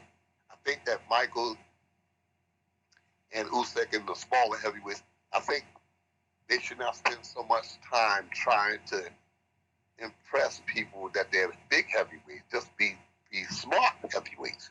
And that means coming in between 215 and 218. That's it. You know, people say, "Oh, that's too small." It's too small if you're standing there getting hit. There you go. But if you're moving, you're sticking, you're boxing. If you're doing what the sport implies, science. Yes. As Lennox would say, science. So that's what you need. You need to have science in it. Boxing's about. But man, let me tell you something. I am really, really interested in this fight between Usyk versus Chisora. I'm interested. But the thing is, look. If anybody's going to test Usyk, let's face it, Chisora is that guy. Well, I would agree with you and disagree with you. I would agree with you if you think about Chisora on his best night. But Chisora on his worst night, against guys that move, he doesn't do anything. He just follows them around the ring. He doesn't close the range down. He doesn't do anything. So if Chisora on his worst night with Usyk on his best night, It's a terrible fight to watch. Well, I tell you one thing: if Chisora goes in there following Usyk around, he'll wake up. He'll wake up with a lot of lumps on his head. That's it. Saying, "Damn, I had him." You can't do that with Alexander Usyk. You can't walk around the ring dilly dallying around. If you're gonna box Alexander Usyk, you got to be on it. And if you ain't on it, you're out of it. My concerns with Usyk's heavyweight debut against Chaz Witherspoon, who they call the 4-round fighter. I dismissed that. I don't think that Usyk was really big on that fight. I think they brought in Chaz Witherspoon at the last minute. Usyk said, "I have much to do about nothing. I'll slap him around a couple of rounds. I'll try to dominate him." And Chaz came in there. Nobody told him that he had to follow a particular script. So I don't put too much stock in it. Okay, let me throw something back at you. Yeah, Evander Holyfield, when he moved from cruiserweight to heavyweight, he fought a guy called Alison Rodriguez. Rodriguez. You remember the fight? And the first. I remember the fight. This is the first time I watched Evander Holyfield fight at heavyweight, right? And Rodriguez in the first round put it on Holyfield, right? And he seemed to stun Holyfield. Second round, Holyfield comes out. Rodriguez does the same thing. Holyfield catches him with a beautiful overhand right and knocks Rodriguez out cold. Made a statement in the heavyweight division. Holyfield has arrived. And the first thing they were thinking about is, where's Mike Tyson? Usyk's first statement in the heavyweight division was against Chaz Witherspoon, right? And Chaz Witherspoon hit him with a punch, and Usyk didn't like it. He did not like it. He looked like he was stunned. He didn't like it. And if that is the script of Alexander Usyk at the heavyweight division against a 4-round fighter, I'm afraid to say that doesn't look pretty. And I have to come back and ask you certain questions because, what, is his chin gone bad? Has he suddenly doesn't like getting hit by heavyweights? What is it? Because the story you told me about Alexander Usyk was that he was very tough, very strong, this and that. What I saw of Usyk against Chaz Witherspoon was something different. Well, mentality makes the difference in any fight. Okay. And when you get away from a certain mentality, other mentalities have a chance to flourish. Okay. I get you. And that could be the case. I hear that. That could be the case. I hear that. I hear that. You have to have a person that's going to keep the fighter focused, talk with him, communicate with him, and let him know what's at stake. And I think in the fight versus Chaz Witherspoon, I don't think people were there saying there's a lot at stake here. This is your debut. There's a lot at stake. And when Usyk versus Chisora, he's going to have to be on his P's and Q's because Chisora is always an ever-present, hungry fighter, and he will fight down to the ash. I respect Chisora. I'm going to say something now, and I know you might not like me for saying it, but I'm going to say something now. I think, in my opinion, this situation with Usyk leaving you the way he left you is going to come back and bite him in his ass. Because I don't think since he's left you, I don't think he's improved as a fighter. I don't think his skill set has improved. And I think he needs his skill set to have improved in the heavyweight division. Because he may be able to take chances and trade with people in the cruiserweight division. But in the heavyweight division, one shot and his lights are out. And that's my concern for Alexander Usyk. He's not progressing as a fighter. He's regressing. Which means he's getting hit more. Well, I tell you, when the fighter's young, coming up, growing, especially now that he's going to a new division, you have to have a mentality there in the trainer's position that's going to evolve, that's going to keep growing and growing, and keep the boxer growing and growing and growing, grasping, reaching out for different things. This fight versus Chisora is a very trying, a very tough fight. A very, very tough fight. There's another thing I want to I want to pull up to you about as well, the Tony Bellew fight. Alexander Usyk in the Tony Bellew fight, the knockout was impressive, and I did say to people, it's coming. But before the knockout came, nobody can tell me. He was losing. Nobody can, yeah, nobody can sit back and tell me in my face that Usyk was dominating Tony Bellew, because he wasn't. And if right there, if Tony Bellew, I'm no disrespect to Tony Bellew, but if Tony Bellew can do that with Alexander Usyk, surely the heavyweight division must be licking their chops. Surely. Yeah. I told you got to have a mentality training the fighter. And this goes with any fighter and any trainer. You got to have a mentality that makes the boxer yearn. That makes the boxer yearn and hungry to grow. You just can't come in and relax in a position and think that the boxer is going to grow on its own. It doesn't happen like that. It just doesn't happen like that. What did Alexander Usyk lose by not having you as his trainer? Because a lot of trainers won't talk about that. But what did he lose? I know you could talk about your experience. He lost the best trainer in the world. Me, I'm the best trainer in the world. But how do you? I don't think there's a trainer in the world that's better than me. Well, of course you're going to say that. It's like any boxer would turn around and say, I'm the best fighter in the world. But what did he lose? Tell us what he lost. Because obviously, what he's got now, he looks like he's in a deficit now. What has he lost? Apart from the fact that he's getting hit more, what else is he losing? What else has he lost as a trainer from you, Uncle? Yeah, I just told you he lost the best trainer in the world. That's all I'm gonna tell you. Because I don't want to, like I said, when I'm on your show, I don't want to train other trainers. Well, unfortunately, what newsflash, Uncle? You've been training me, so. yeah, I can be training you, but listen, let me tell you something. When I'm on this program, I don't say too much because then I feed other trainers. If they want to get fed, then they got to go to the well and they got to get it on their own. They won't get it from me because that's my competition. You know, I think that I did a fine job training Alexander Usyk. I don't think that Alexander Usyk has had a trainer like me since me. I don't think the trainers that he's had since me can compete with me. I don't think they're on the same level. You know, I think that Alexander Usyk has got to be on his P's and Q's. I think that he's going to have to show up for the Chisora fight. There's a lot on the line versus Chisora. And I think Chisora is going to come with everything that he has in this fight.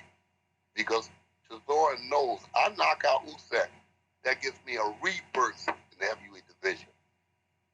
You know what I'm saying? It opens the floodgates for me. So I think that Usyk has a lot to prove in the fight versus Chisora. I think that at a certain point in every boxer's career, they get to a point, you know, with the amateur background and what they achieved as a professional. They think that they don't need trainers, but I'm saying this to all boxers out there that's listening. You need trainers. You need knowledgeable trainers. You need hands-on trainers. You're always going to need. You're always going to. The toughest boxers in the world need good trainers. Amen. Guys with insight. Guys with application. Amen. Because insight, knowledge, it's no good if you don't know how to apply. And application without knowledge is no good. You got to have the two of them together to make it work. Amen. Amen. You understand? So, you know, you get to a certain point, the boxers say, well, I've got an amateur background. I've done this as a pro. I don't need a trainer. I can get a yes man in here and do just as well. Well, Lennox did that. But what happens when you get cut? What happens when you got a serious cut? What happens when you get knocked down in days? What happens? That experience in that corner is all that you got left. And if they don't have the tools that you need to get out of this trouble, then guess what? You got a loss. You know? Alexander Usyk is a fine fighter. Oh man, he's a fine fighter. But in my mind, I've watched. I'm a boxing buff. I'm always watching, I'm always observing, trying to see what I could do better or what he should do better. What would I have done? What would I have done with Alexander Usyk in this position, in that position, this position, that position? Yeah. You know, you constantly have to feed information to the boxer in the fight mode and in the off season. You got to communicate. You know, Usyk is no exception to the rule. He's just a fighter. You know, but they took it upon themselves to replace me. But I don't see any growth. I don't see where he added on. I don't see where he got better. You know, I mean, the Bellew fight was a good fight for me. He got a knockout. But up until that point, I had him behind in that fight. I had Usyk behind it. On the scorecard, on my scorecard, Usyk was behind. The fight is still 12 rounds, so he could have came on late and got back in a position. But still, you can't gamble with stuff like that. When you're in there with a guy like Chisora, you have to be on your P's and Q's all the way through. Because Chisora is a wolf, and he's going to be trying to knock Usyk's head off. So he's going to have to be on his P's and Q's. He's going to have to be boxing at his best, at his very best, to win that fight. Because Chisora is saying to himself, Chisora is saying, if I beat Usyk, then I've got a rebirth in the heavyweight division. Now, Chisora's right hand, if that connects on Usyk's chin, does it bounce off Usyk's chin or does it drop Usyk? Hey, with heavyweights, there's no telling. No, that's not the answer I was looking for. Although it's a politically correct and a diplomatic answer, that's not the answer I was looking for. Based on the fact that you were previously his trainer. Well, I just see Usyk take a lot of punches in training. In sparring or in fights. Okay. He was always enthusiastic. He was always elusive. Yeah. He was always a good boxer. That's not answering my question. That just sounds all good. What I'm trying to find out is, and the public want to know, is in those sparring sessions with Usyk, what was the best sparring session you saw Alexander Usyk have? For you? Usyk always reduced his sparring partners to non-entities. Ooh. With movement, keen, he's sharp. He got sharp eyes, sharp reflexes. So he always reduced these guys. They never could really land big punches on Usyk because he was always here, and then he wasn't here. You know? Yes. So he was moving a lot. And that's what he's supposed to do. He's supposed to move. He's supposed to box. You know? This is an interesting fight versus Chisora. It's very, very interesting. It is a very interesting fight. Throws up a lot of questions. I got asked the question here. Did Gokuji asked the question, did Usyk ever get knocked down or hurt in sparring where Bashir trained him? With the spoon seemed to stun him. No. Nowhere near that. So, you said to me once that Usyk's got a big heart. How do you know this? Yeah. He's got a big heart because the times that I asked him to go 15 rounds in the gym, he did that. Most fighters argue with me. Most fighters don't want to do that. But when I asked Alexander Usyk, say, hey man, you need to do 15 rounds a day. You need to do 15 rounds tomorrow. He did them. And he did them with 3 or 4 different sparring partners. It Okay. takes heart to do that. It takes heart. Can It takes heart. can I throw something in here? It's a great question asked here by Weather HC Weather Updates. He says, would Bashir corner Derek Chisora for this fight since Chisora hasn't got a permanent trainer? Of course I would. I'm a boxing trainer. Of course I would. Of course I would. My services are for hire. You're a gun for hire, as they say, Uncle. Yes.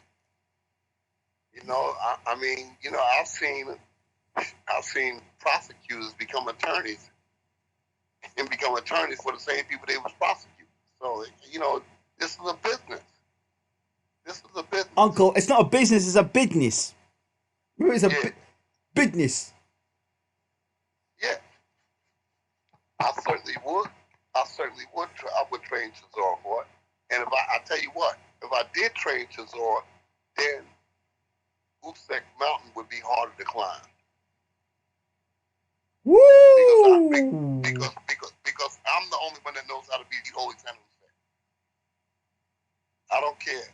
I'm the only one that I believe I'm the only one that that knows how to beat Alexander Usyk. Woo! All right.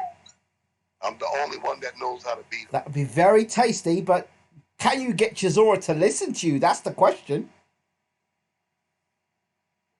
Derek Chisora is a boxing enthusiast. A boxing enthusiast. And he's going to listen to what benefits him. Derek Chisora is not an ignorant person. He's a very intelligent guy. I've talked with him. I've talked to him a couple of times. And he's an intelligent guy. So, no, it wouldn't be no problem.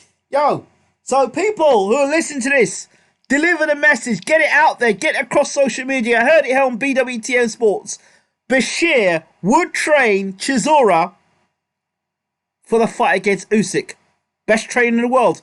What more could you ask for? Get that one out there, people. Get that round your circles.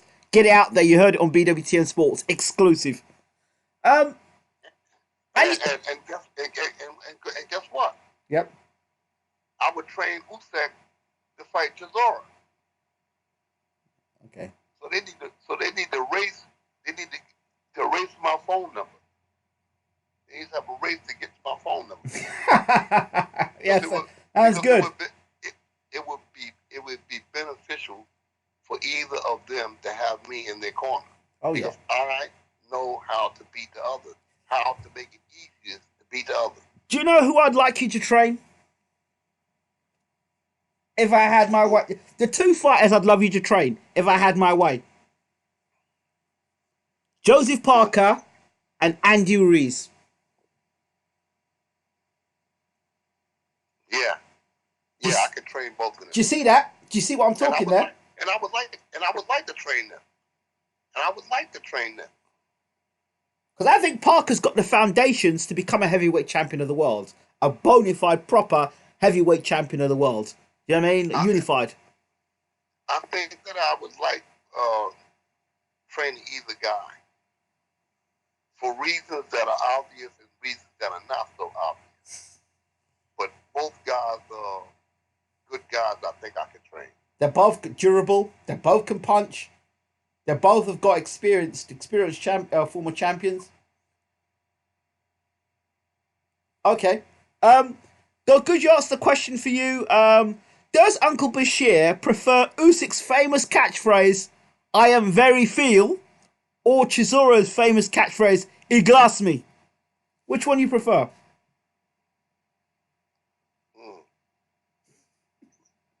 I need a year to think about that. That one.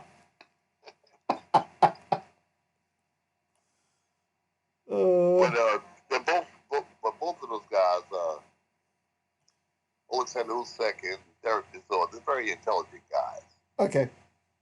They're very intelligent guys, and it's going to be a good fight. It's going to be a really, really good fight. I'm sorry to lower the tone of this conversation, but what have you made of the YouTube phenomena? KSI and Logan Paul.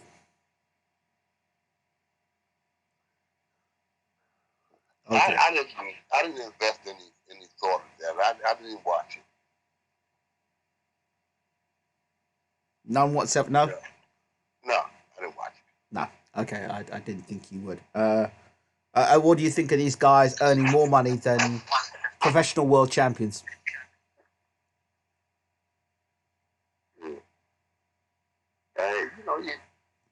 To each his own. People get attracted to different things. What are you gonna do?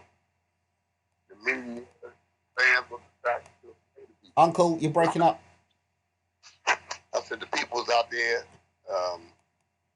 working. If they got paid for it, I'm happy for them. Oh boy. Let's see here. Who does?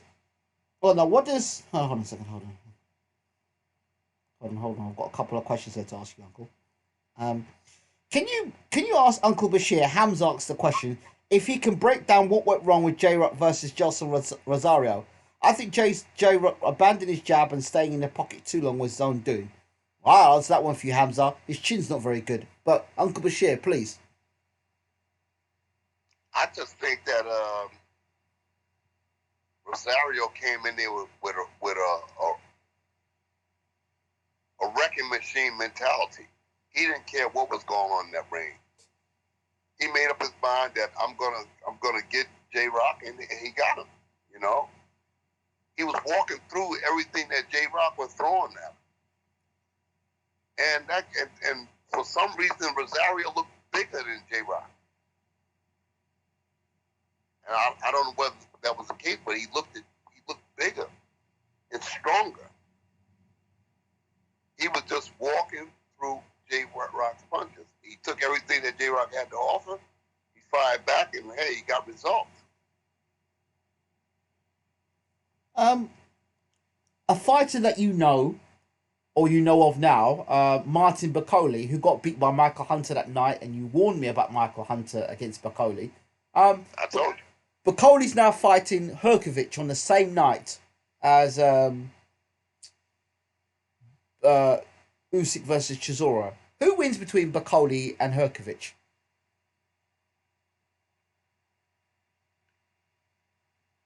Herkovich is a force that has to be stopped, slowed down. Can Bakole do that? Can he stand in there and fight? Because Herkovich will bring the fight to him. You know, Herkovich is going to bring the fight to him. Can Bakole hurt him? Is he willing to stand in there and fight to get some respect? Because if he doesn't get respect, Herkovich is going to knock him out. He's got to get that. He's got to get his pound of flesh in the first minute of the first round, saying, "Hey, you just can't walk in throwing punches.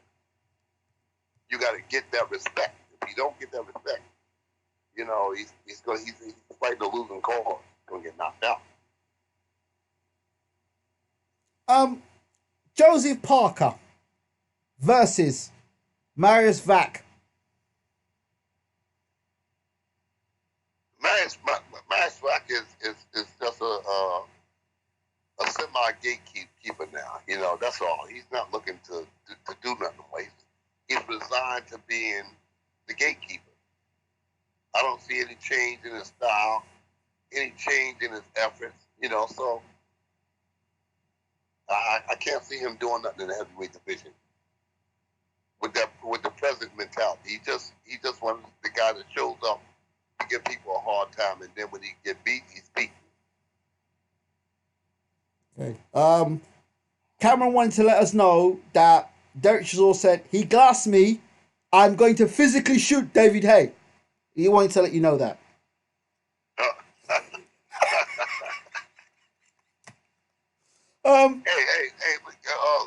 Getting back to Julian Williams. Yes. I think that Julian Williams is a good fighter. Okay. I think Julian Williams is a good fighter. Yep. I think that he had a bad night. I think that he deserves another chance. I like him. I like him in that he's studious. He's respectful to the sport. He's respectful to the people around him. And I think that in itself deserves him, and he's deserving of another chance. He just got caught out there. He got into an exchange and he got caught. Okay. And that can happen to any fighter, you know. And I think that Julian Williams deserves another chance. Now, if he fails in that next chance, then we can talk about other perspectives of the sport. Let him and Tony Harrison fight it out. Let them two guys fight it out, and the winner should move forward.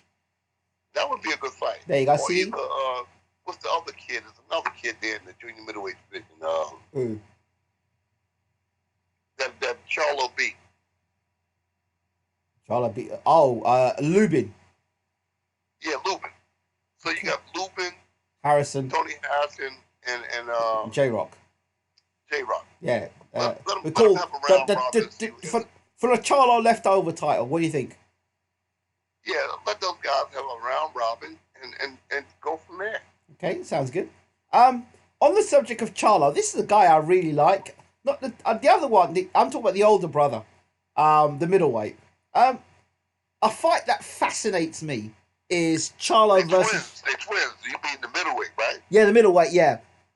I Yeah. would love to see him versus Eubank Jr. There's something about that fight I really want to see. I don't know why. Yeah, you want to see Charlo beat Eubank? I didn't say that. I just said I want to see the fight. I'm not saying yet. I got to be careful. But I'm saying it though. I'm saying that. I think it's a great fight. Charlo beats Eubank. Why? Charlo beats him. Well, okay, but why though? I'm not impressed with Eubank. Not in that fight. Not in that fight. Charlo beats him. Why? I'm just not impressed. Have you not known that Eubank can throw 1,000 punches in 1 minute? Did you not know that? Yeah. You don't know that? All Charlo needs is 2 of them. Did you not know also that this guy Chris Eubank Jr. is going to be better than Mayweather? Did you not know that? According to his father. Wow. You don't say. This man is my son is tremendous. So, Yeah, I heard him say that. yeah. This is the only man who's got to be better than Floyd Mayweather Jr.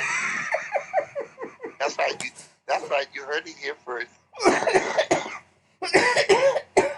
Oh. You heard it. This man is absolutely going to be better than Floyd Mayweather Jr. Oh boy. Oh boy. Oh man. In boxing, what do you think's been the biggest load of smack talk that you've heard that's gone wrong for you? You think? In boxing. You know what? I didn't come from the smack talking era, so I don't pay much attention to that stuff. I don't like it. It's a turn off for me. It's just not attractive because so many people does it, and the fans seem to be attracted by it. So it's a big turn off to me. I come from an era when you went in the ring, you showed your opponent respect in the pre-fight build-up, and you showed them respect in the fight. Uncle, there have been some classics. I mean, there really been. I mean, the fight that never happened. Riddick Bowe and Lennox Lewis, those two confronting one another. I mean, that was an all-time classic. Have you seen the interview? Where the two of them were talking to one another. Have you seen it? Yeah. You bum. But in my opinion, and I said that to a friend of mine that worked with Bo here in my city. I told him, I said, Bo never wanted that fight. I'm going to knock you out. He just never wanted it. He just, in my opinion, Bo just never wanted that fight. I'm going to knock you out.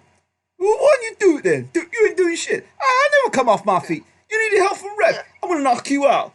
You do it then. You better wash your mouth out. I didn't listen to it, but I saw recently where Evander called Riddick out for not accepting the fight. Oh, I saw that was years ago, but yeah, I saw that. Evander put it on him. You know, I saw recently on Facebook where Holyfield called Bo out for not accepting the fight. I don't know for a fact, but I just got the impression that Riddick Yeah, well, Stacey McKinnon said it was trash that he threw the bin, the WBC belt in the bin. She never done that. Yeah, and later on he tried to come back and make amends, but it was the damage had already been done. WBC didn't want any part of it. He didn't want. What do you make of Riddick Bowe approaching Eddie Hearn for a 3 or 4 fight deal on his march to become heavyweight champion of the world again? Who? Riddick, Big Daddy Bowe. Oh man! Oh no, Bo! Please, don't do that. He's got a new manager.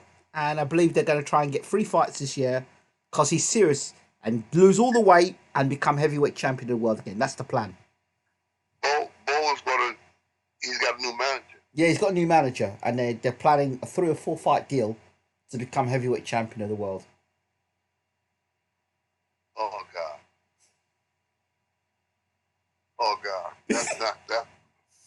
This is serious. It's no joke. This is deadly serious. I'm not joking. No, that's bad. And even the commission should step in and put some kind of restriction on that day, because Bo is not in no position to box. He's not in no good condition to box. I don't think that he can do it. And Evander Holyfield, I think their time has come and gone, and they can't live yesterday. Well, Evander's get hurt. They want to do it. Evander and Bowe might be doing some exhibition bout, but Bowe was serious about going forward, and he approached Eddie Hearn about it and some other promoters as well. This is serious stuff. This is no joke. This is very serious. Yeah. Well, I'm not interested. I'm not enthusiastic about it. But when George Foreman was making his comeback to the heavyweight division, what was your thoughts then about Foreman coming back to fight the young guys and become heavyweight champion of the world again? I thought at that time that I was all in for George Foreman. George was in better shape than Bo is. He was in better shape to do it. He was a religious guy. He had lived clean, and his faculties seemed to be much better in order, as opposed to Riddick Bowe. Bowe just doesn't impress me that his conditioning is well. Yeah. That is something. Andre Ward recently got the fighter of the decade via Sports Illustrated. Why do you think he got it instead of Floyd Mayweather? Hamza says. I don't know. I don't know the criteria that they use to nominate him for that. But if I had to be a part of it, I would have nominated Manny Pacquiao over all of them. What about Floyd? Having said that, Manny Pacquiao. Pacquiao just beat Thurman, innit? So you got to give him that as well. Because Pacquiao has taken more risk. He's taken more risk. When you look at Pacquiao's tenure over the decade, as opposed to Andre Ward, which is a good fighter, and Floyd Mayweather, when you look at Pacquiao's achievements over this decade, far more impressive than either one of them to me. But Floyd beat Pacquiao, so how can you say that? It doesn't matter whether they beat him or not. I'm just talking about the risk factor. All right? The risk factor. What if they not? That's what I say. We don't know the criteria that they chose these people for. I mean, and here it is, Pacquiao just beat Thurman. Floyd never went nowhere near Thurman. He never went nowhere near Broner. He never went nowhere near Margarito. He just never took no risk. Pacquiao took risk. Uncle Bashir. Pacquiao has taken risk. You know, and that's what stands out most of my mind. He took a lot of risk. You know, and I believe that Pacquiao, you know, he beat Thurman.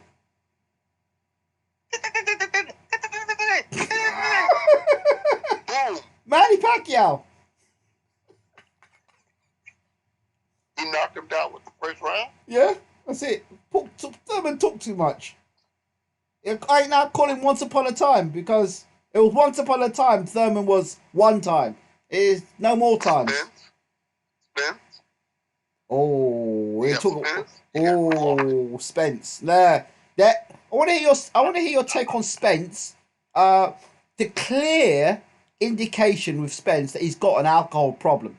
Because every time I see this young man, he's always half drunk or drunk at press conferences, post-fight press conferences, at fights. He's half drunk. The only time he's not drunk is when he's in the ring boxing, fights himself. What's going on with him? And then gets into a car crash. Who allowed him to get in a car and drive, being half drunk? Can you talk to me about that?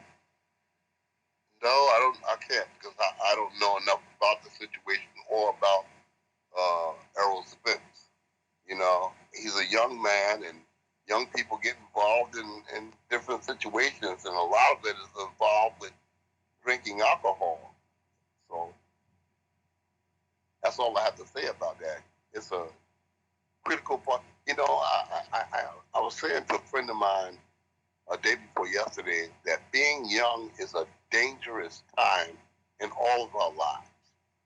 You know, I mean, I made some mistakes and did some things as a young man that I'm not proud of now, but I'm thankful and grateful that I have a chance to look back on that time, you know, from a 2020 hindsight position, you know, as opposed to when I was living through it.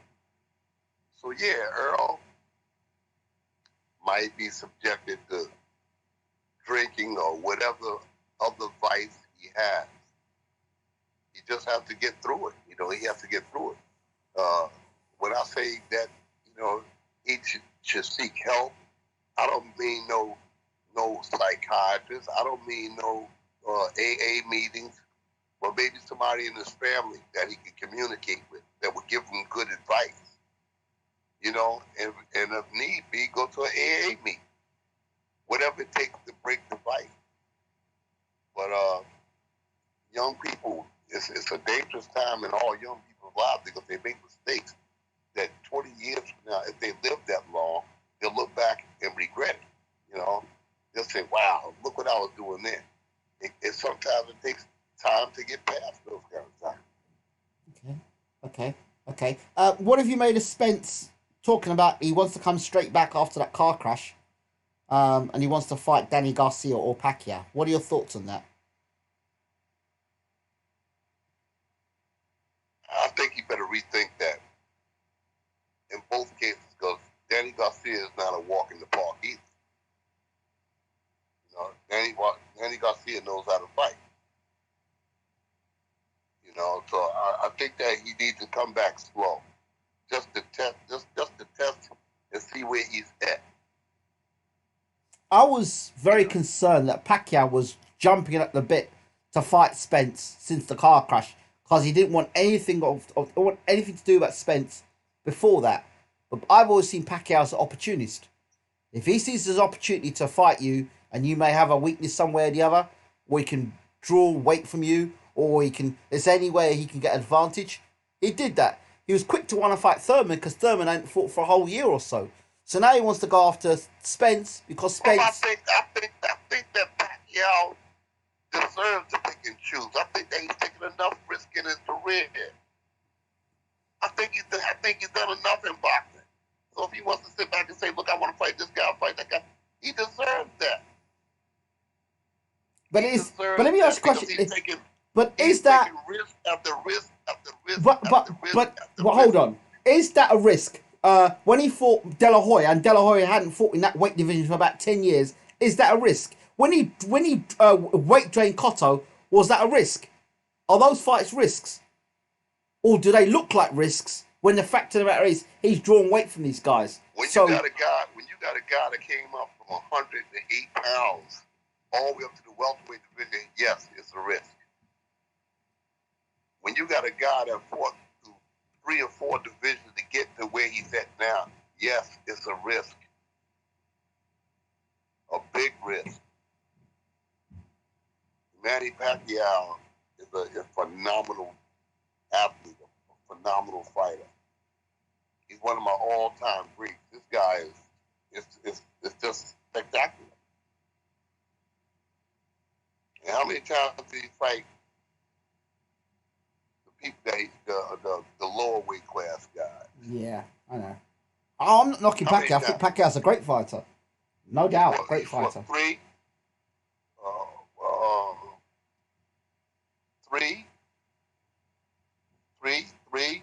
He fought some rounds. He fought some tough. Morales, Pereira, Marquez, Pereira, Morales. I mean, this guy's fought some serious rounds. Bradley 3 times. Bradley 3 times. Marquez 4 times. Marquez, yeah. I mean, look what he's done. Look what he's done in the sport of boxing. Incredible. How does a man's body still do those things? Incredible. You know, he's been in with De La Hoya, Margarito, you know, and then comes out of nowhere at 41 years old and boxes Keith Thurman. Man, that's just phenomenal. Check this out. Hamza S says they were calculated risks. Plus, let's not act like it wasn't at least suspicious that someone moving up that much weight classes kept dropping guys. Then the KO just stopped all of a sudden. Yeah, if there was calculated risk as they may be, he still came up, 3, 4 divisions? 5 divisions? So even if it was calculated, you can't argue with it. You know, I'm just saying, who else has done what Pacquiao has done? Pereira and Morales fight. Who does that? Marquez fight. Who does that 4 or 5 times? Who does that? Nobody in recent history has done that. Hamza, who does that? No. You can take all day. I don't know. Nobody. The only people I'm thinking about that come to my mind now, you're talking things like Sugar Ray Robinson, where he fought the same guy 3 or 4 times. Yeah. Oh, you go back now. Yeah, but I'm still saying nobody has taken. Let me give you one fantasy fight. I think not even the great Floyd Mayweather. Not even the great Floyd Mayweather have taken that kind of risk. I want to ask you this question because I know that Henry Armstrong's grandson does listen to our channel a lot and he's a good brother. How would Henry Armstrong versus Manny Pacquiao have done? How would that fight go? That would have been a barn burner. That's all I can say. It would have been a barn burner, and it would have had the result in at least 3 fights. 3 fights. Yeah. Pacquiao versus Armstrong. How does it go? Yeah. Who wins out of 3? Wow. It's just a barn burner. It's a phenomenal fight, you know? It's a very phenomenal fight. I don't know who wins. Wow. I got to go back and look at the tapes, look at the films and see who does what and how much they do it and how effective they were, you know, and then get back to you later. But that's a great scenario. Okay, we'll have to come back to you about that. HC Weather updates us. Ask Bashir, does he think Spence will come back after that wreck? I can't see it. It depends on what kind of damage he received during that wreck. You know, the jury is out on Spence right now, and we just got to see what he has left. But to be honest with you, the jury's out on Spence. The jury was very overinflated with Spence, because who did he actually beat? I mean, he beat Kell Brook, but Kell Brook he was beaten out of the crap was beaten out of him when he fought Brook. So I mean when he fought Golovkin. So I mean, and then he fought the Porter fight, and a lot of people thought Porter beats Spence. He didn't look spectacular. Yeah. He didn't look great against Mikey Garcia. One thing that the Porter fight did, it opened the door to people saying, wait a minute, this guy is not the beast we thought he was. You know? They saw how Porter came in and handled Spence, and handled him almost to the point where people are saying, you know, that Porter really won the fight. So now people are seeing that Errol Spence is not the beast that they thought he was. No, I never thought he was in the first place. Yeah, now they're saying, I'll get in with him. I'll fight him. You know? Okay. Hamza responds to you by saying, yeah, I can't think of any fighter's power travelling up because he ain't natural. Can I draw Lance Armstrong's comparisons? No offense, but Pac-Man's KO streak always seemed fishy to me. well, one thing that we can say about Pac-Man, he went in there three fights with Barrera, 3 fights with Morales, and 5 fights with Marquez. 4 fights with Marquez. And 3 fights with Timothy Bradley. So, I mean, he went in there 3 times, 5 times, 3 times. And there wasn't nothing suspicious about that to me. It was just, I call it good old-fashioned courage. So no magic juice. So no magic juice then. If it was, they had 3, 6, 9 times, 12 times to find some magic in it. They had a lot of samples to take. They had a lot of samples to get some juice from. Wow. You know, Pacquiao is just a phenomenal fighter. Okay. All right, Uncle. Is there anything else you'd like to say before we end our chat today, which has been one of those all-time classics? I'm just going to step out to the gym and look at the young boxers. Go look at the young boxers and see what I can see. Okay.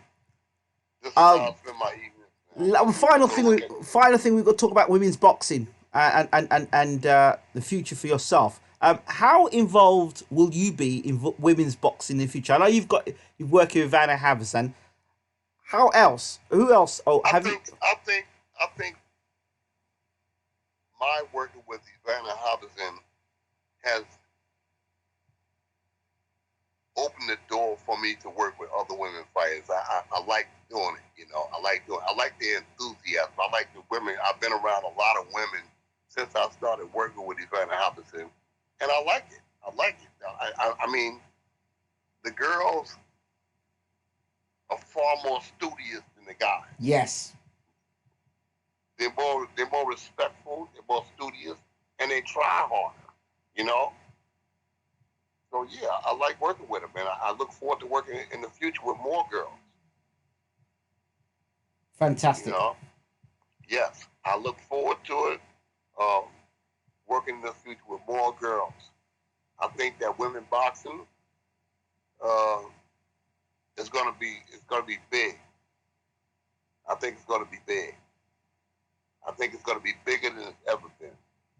Lucy Riker and all of those other girls and Laila Ali, and I think they opened the door for the sport, and the women that came before them, I think they all opened the door. And what Claressa and these other young ladies are doing, I think it's going to open the door even further down the road for women boxing to come into the forefront of boxing. I think they're going to be respected as it goes along. I think that eventually they're going to allow the women to fight 3-minute rounds and 12-round fights. And I think that the women right now, I think that they should be paid just as much as the men. I think so. Yes. I think these girls should earn that kind of money. You know? Yes. And Ivana Hobson and Claressa Shields, I think they did a good job in creating a rivalry, you know, to show that women can do it too. They can do it.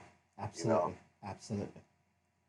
Uncle Bashir, as always, thank you so much for talking to BWTM Sports. We really appreciate you here. There's a young lady up in Canada that I'm really concerned about.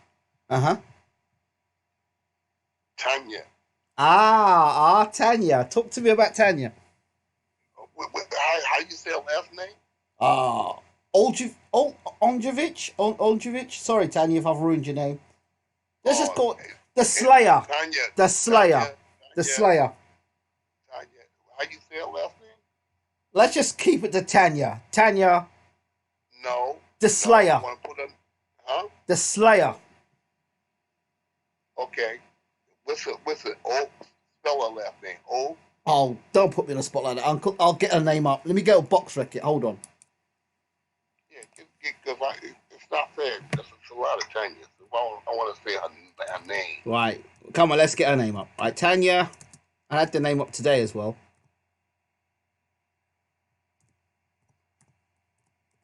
Tanya spelled with a J, not a Y. No. There we go. And the first name that comes up, 5'11", Tanya Ovsnik. Ovsnik. There we go. 3-0. Spell her name. OVSENIK.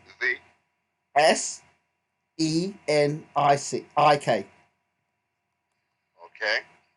And Raquel Miller. Yep. And there's another young lady in Detroit that's training Tony Harrison. Yeah. Okay. Oh man, good fighters. These girls can be good fighters. They need to train under you. They have all of the tools to become great boxers. Absolutely. And I think that women boxing is in a venue where it's going to open up, where the boxers are going to get better and better and better. And I see like 2-3 years from now, women boxing is going to be big. I want to see these girls box. Me? Minute rounds. I want to see them get paid. Yes. You know. Yeah, I want this thing to open up for them. You know, stop handling these girls with kid gloves. These girls know how to fight. Yep. Absolutely. There's another young lady that's out there in Tony Harrison's gym. Okay. And I'm going to call you up and I'm going to give you her name. She can box too. Okay. I had her in there. She was in there boxing with Ivana. Okay. And this girl can box. She can box. All right. I'm going to get her name to you, and we're going to talk about her too. Okay. Sounds good. But Definitely. Tanya, big up, Tanya. Yeah, big up to Tanya. Definitely big up to Tanya. Absolutely. Raquel, big up Raquel. Oh, big up to Jessica McCaskill as well. Got to give her a big up. Unified champion. Couldn't get the title shot. Rematch with Katie Taylor. Moved up in weight. Beat the best girl in the division. And then unified the title. That's how you do it. And Jenna Majanovic. Ivana Hobson. Big up. Absolutely, Ivana. Angelina Majanovic, the first female to win the green belt. Jelena Majanovic from Canada. Oh yes, big up, my big girl. Up. Talk to her as well. So we've got to talk about her. And of course, we've got to give it a shout out to the ones that laid the path. Laila Ali. What's her name? Ann Wolf. Oh, wow. Oh, yeah. Oh, yeah. Riker. Mia St. You remember Mia St. John, Uncle? Yes, Mia St. John. Yes, Christy Martin. Yes. Oh yeah, big time Christy Martin. Christy Martin put up bricks in. Oh yeah. Christy Martin. You can't mention women boxing without mentioning Christy Martin. Jane Couch. Gotta mention Jane Couch from the UK. Yes, it was a young lady down here in New York, New Jersey, years ago, and I can't remember her name, but she knew what I'm trying to say. I'm gonna find out her name. Yep. And she was the very beginning of women boxing. And we've got to mention Nicola Adams as well. Got to give Nicola Adams a shout out. 2-time Olympic champion. Yes. So yeah. Yes. Shout out to women's boxing. I want these girls to get paid. I want them to get paid. Well, Uncle, I want to train a professional women's world champion. I want to train a professional men's world champion. That's my 2 goals now. You've got to set yourself goals for the future. So those are 2 things. A women's world champion and a men's world champion. Now I'm set. God willing. Have a good night, man. You too, Uncle. All the best. Take care.